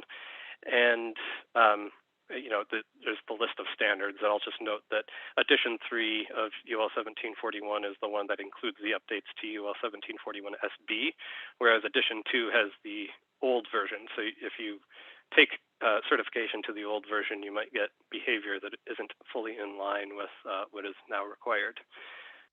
I'm trying to finish everything here. There's a lot. And then further, there's implementation steps, which I think of like once you've got the rules in place, once you've figured out what you're doing, then you can figure out how to implement them.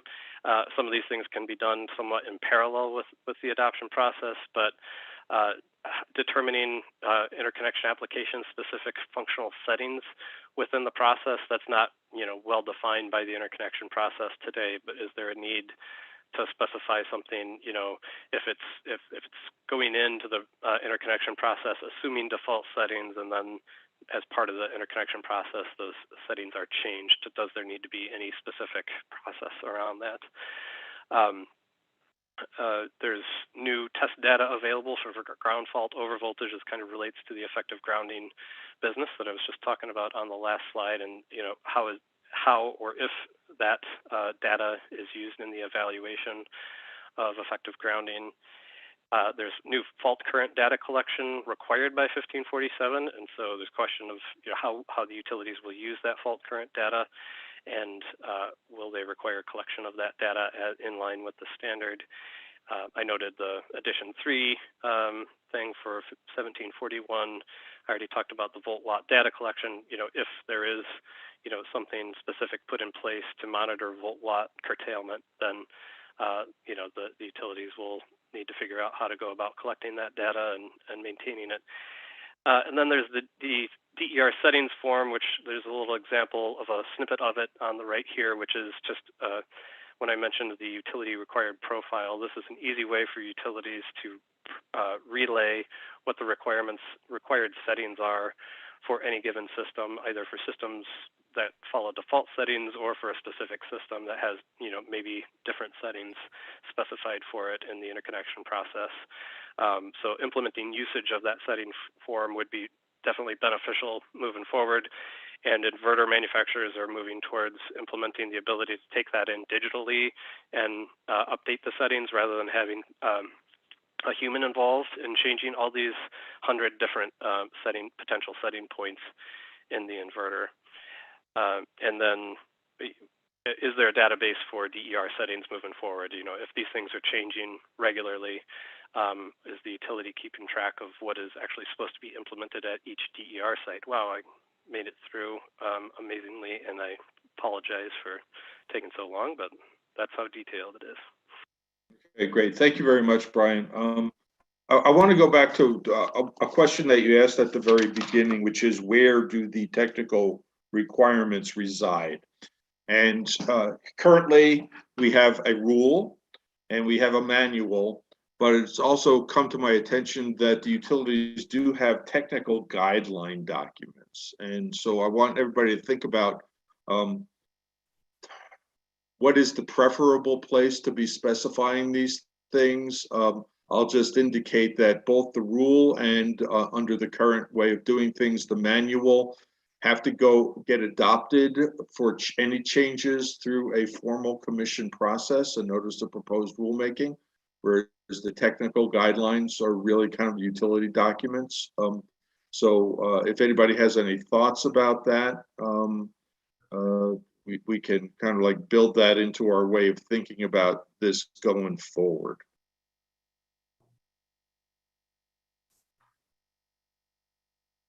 Okay, hearing nothing on that.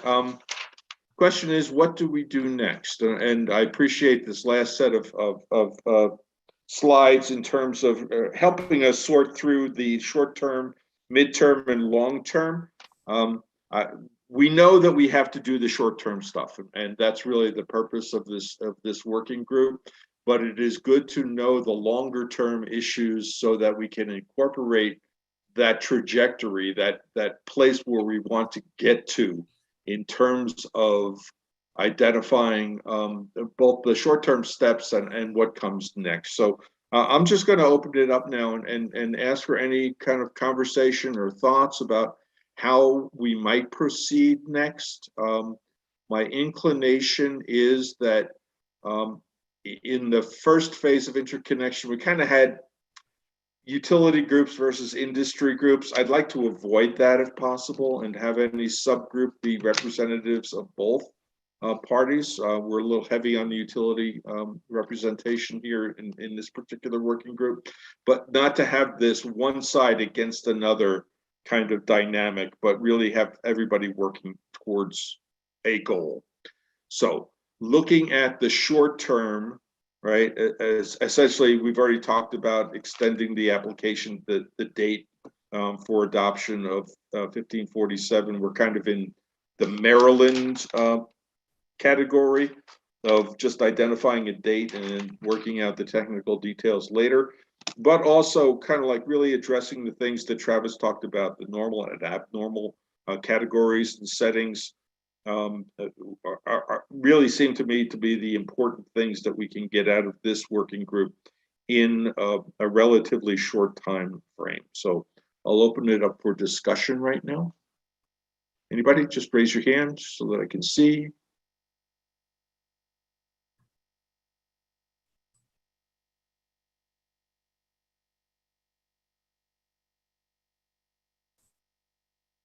Travis, you're still with us. How would you proceed? Yes. How would I proceed? Yeah. I mean, you just said it. Talking about the normal and abnormal performance categories. Let's see. I'm just looking at the meeting summary last time, seeing if Margie provided the notes that that were written last time. Just trying to pull those up real quick, if that's okay. While you do that, Travis, Yeah, I would like go to ahead. ask the forum, what about a pilot of smart inverters as they've done in other jurisdictions so that we can determine the functionality for New Mexico and specific to the feeders that we see here? Okay, how would you structure a pilot? Tell me what would be involved. And we're doing a pilot on hosting capacity, which is a different issue. But we've got this avalanche coming of community solar projects, which I anticipate will be in operation in the late 2023, early 2024 time period, and we would certainly want inverter capabilities to be attached to those systems. We are seeing increasing penetration, in various utilities. I mean, I recently got a survey of interconnection applications at the smaller scale, right, for all three utilities, and almost everybody is seeing an increasing number of applications. Aren't we beyond the point of pilots and really actually having to implement this stuff?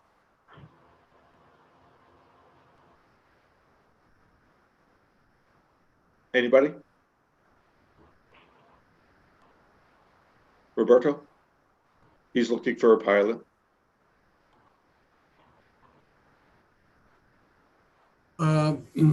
Art, I think there's a lot of benefits to the pilot. I mean, the community solar projects will be coming in, but the more important than community solar, which is only some of the megawatts, it's what's going to happen on the large picture, and to really understand what it will take. I think everybody needs to understand the impacts it will have and how it will work.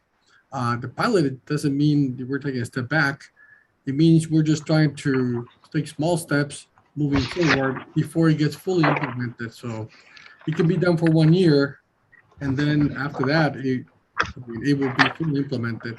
It may even be if the community solar projects come in 2024, we could do a pilot for just 1 year, and it should be applicable to all community solar, so most of them. Okay, anybody else?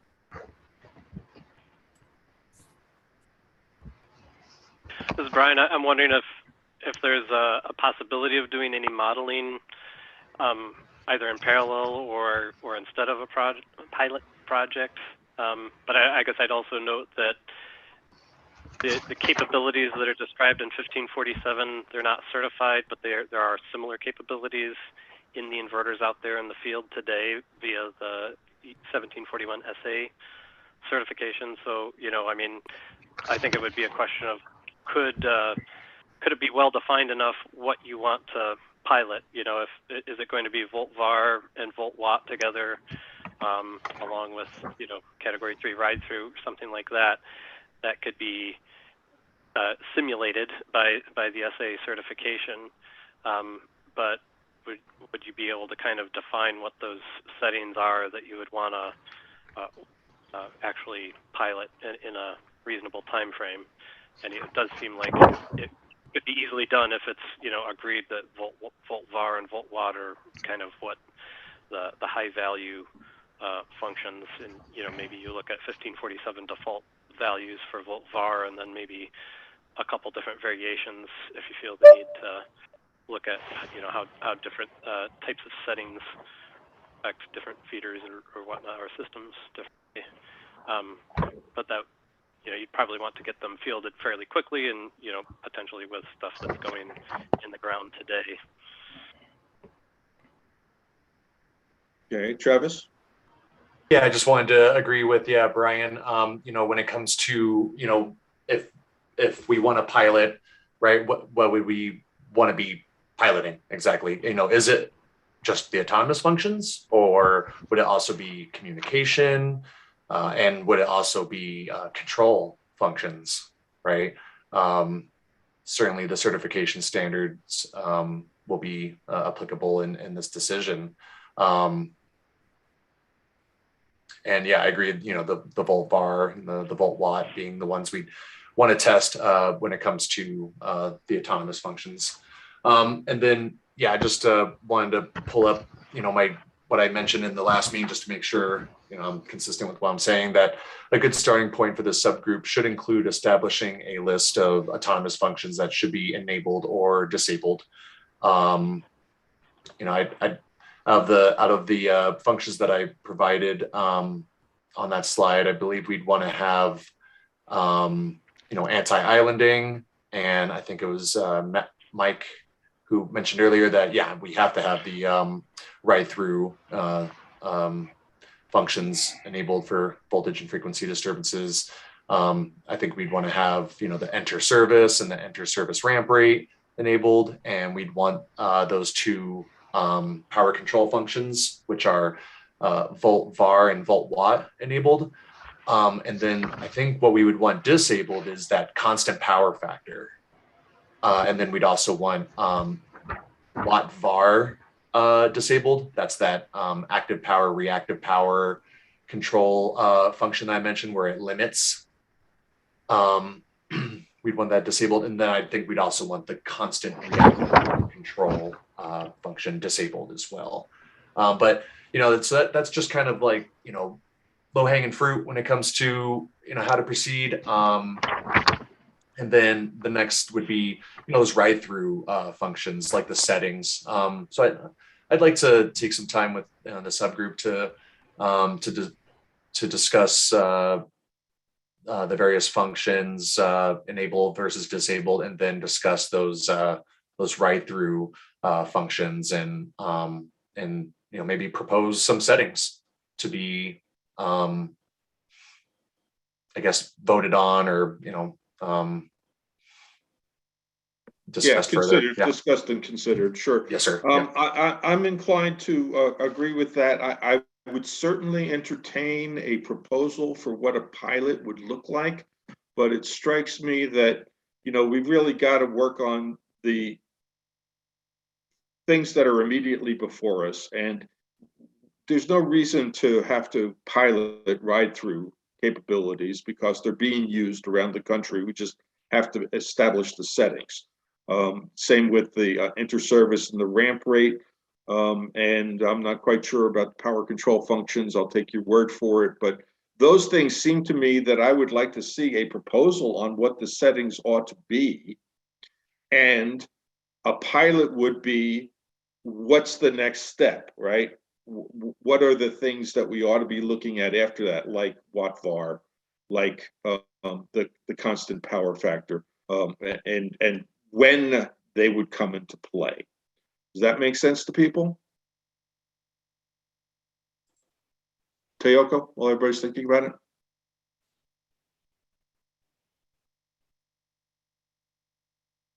Yeah, thanks, Arthur. Yeah, can you hear me? Yeah, go ahead. Yeah, I had to push 2 buttons to get on. I just want to come back to this question of high penetration and the lessons learned from other situations where this high penetration has caused more instability in the grid, and having a better understanding of the timing of defining what that means, and where does it become a problem, so that there's some horizon that sets a context for this work that we're going to do, this pilot work or the simulation. So that's just coming back to that, to say that would be valuable. When I remember in the original workshop, somebody at Sandia or one of the labs had said at some level, at some percent, it's where you should start thinking seriously about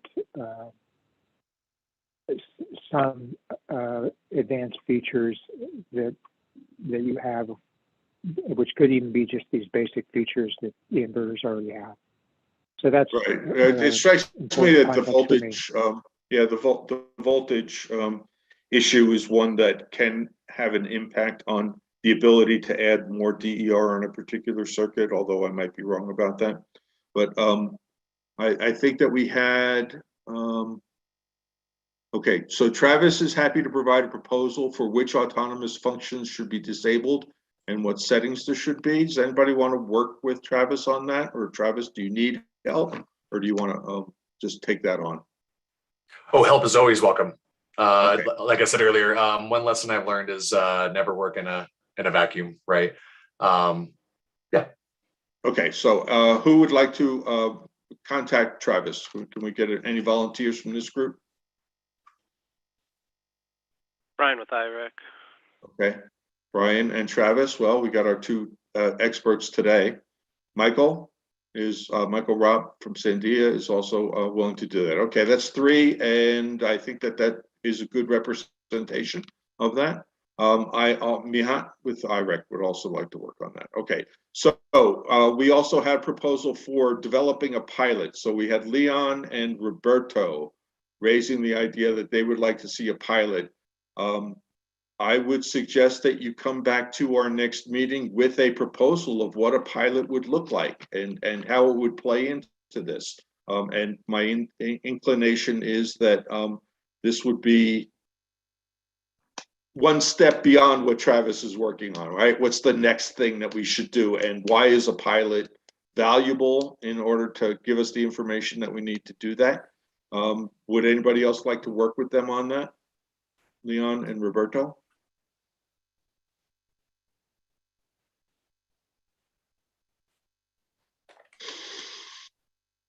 Okay. Well, all 3 of our utilities are represented. Anybody going once, going twice? Okay. That's what I would like to see in terms of our next meeting, and that's the next thing on the agenda, which is when our next meeting is going to be. And I'm inclined to do it in a month rather than in 2 weeks, mostly because we have a lot of other work before us. Does anybody have a problem with coming back at this time, 10:30 to noon 30 on March? You got a calendar in front of you. Let's see. Today's 24th, would be, believe it or not, March 24th. Yeah, March 24th.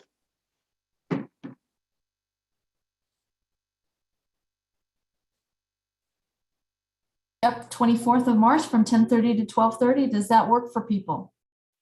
Yeah, we kind of lost our inverter people because they're involved in other working groups. But I know that Christian was here, and yeah. I had to join later because there's another working group going on from 11 to 12:30 Central Time. Well, that's not very convenient for us, but we understand. All right. Well, let's see what we can do on the 24th. Anybody got a problem with that? 24th of March is also I have a conflicting working group meeting that particular day. Massachusetts and I think some other. We could do it later in the day instead of early. We could do it after like, start it now rather than at 10:30 in the morning. Would that work for people? We scheduled it on a Thursday afternoon, say 1 o'clock to 3 o'clock. I know it's hard to see a month ahead. Does anybody have any standing conflicts?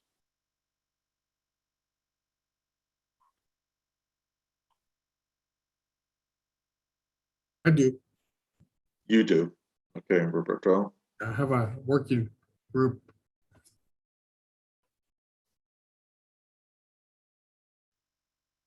I'm sorry, I'm not hearing you. And I have I'm working on another work group after the lunch. So. Okay. All right. Well, this is posing a problem. Margie, you have any suggestions? Yeah, it seems like the subgroup can work at any schedule they would like. And as long as there are a couple members of the subgroups that are present for the larger group meeting, hopefully we can cover all the perspectives that way. So it seems like we should just set a time that might work. Whoever is the spokesperson for each subgroup would want to make sure that their schedules will allow them to present to the larger group. Okay. Given that, I think that unfortunately we're just going to stick with this time, 10:30 to noon 30 on March 24th. And maybe at that point we can have a discussion about when the best time to continue meeting would be. All right. So there is no perfect time. And so I want to make sure that Roberto is available to us. I do want to hope that representatives of the inverter community can also be with us, but right now I think that's the best we can do.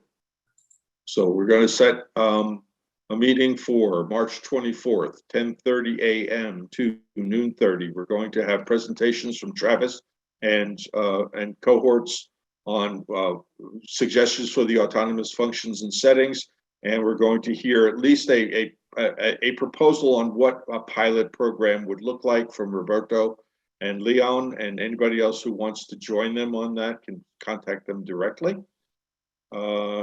So that's what we're going to do. Anything else right now? We went actually a little bit longer, but I'm glad because I think that these are important things to get out of the way. Everybody's time is valuable, and I don't want to keep you too much longer, but certainly if you have issues, please contact me and Margie directly. Anything else now? So yes, I think we'd like to hear from people on recommendations about where these technical requirements should go, either in the rule or in technical guidelines by the utilities. So then we'll put that on the agenda for the meeting on the 24th to hear back from people. Or Arthur, do you need that input prior? Oh, the sooner that you can get it so that it can go to the working groups would be good for the subgroups. Okay. So any thoughts that you have, you can either contact them directly or go through us. Great. And I would ask if Travis and Brian, you can either send me or post your presentation on OneDrive, we'd like to get those accessible to the rest of the working group. So if you do that, I'll send you both an email separately, but please get those to us. Okay, I think Brian sent, at least I got an email with his presentation on it today, so I'll make sure that you get that, Margie. Great, thank you. Okay, great. Arthur and Margie, Deborah. this is Debria Twilliger on behalf of PNM. I do have one question for you, just in context of this question of where the technical requirements should be located.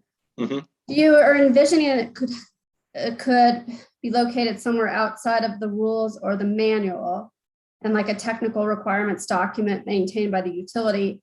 How would you envision those technical requirements being enforced? Have you thought about that? Well, generally they're referenced in a rule and subject to utility enforcement, right? The commission really doesn't have the ability to enforce these things, but certainly it's a question worth talking about. How do you enforce them now? I know that you do have technical guidelines. Yeah, and I guess I was wondering if you saw that as different than what's being done now. Well, it really comes down to when you have to make revisions, right? What's the easiest and most effective process for revising things, because we are in a dynamic situation, and putting real technical specifics in a commission rule is not the most conducive towards keeping up to date. Obviously, if the last time we visited this stuff was in 2008, and here it is 14 years later. And I suspect that change is going to happen a lot faster in the next couple of years, right? Given what I'm hearing in terms of development of things. So I'm not going to say one way or another now. I just want that to be an issue to talk about, and we can include that in the conversation as we go forward, because the commission is going to have to decide somehow. And the important thing is not just being able to update, but making sure that all the affected parties know where to look, right? And that's kind of an education and promotion issue. But thanks for raising that, Debria.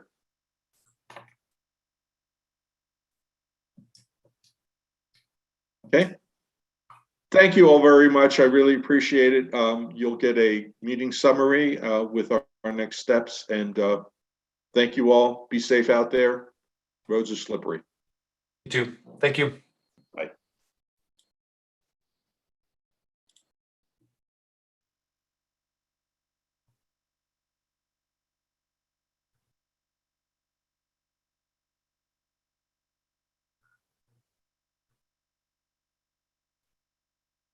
Aaron Cabral, if you're still on, can you please identify your organization and email address for me? Aaron Cabral.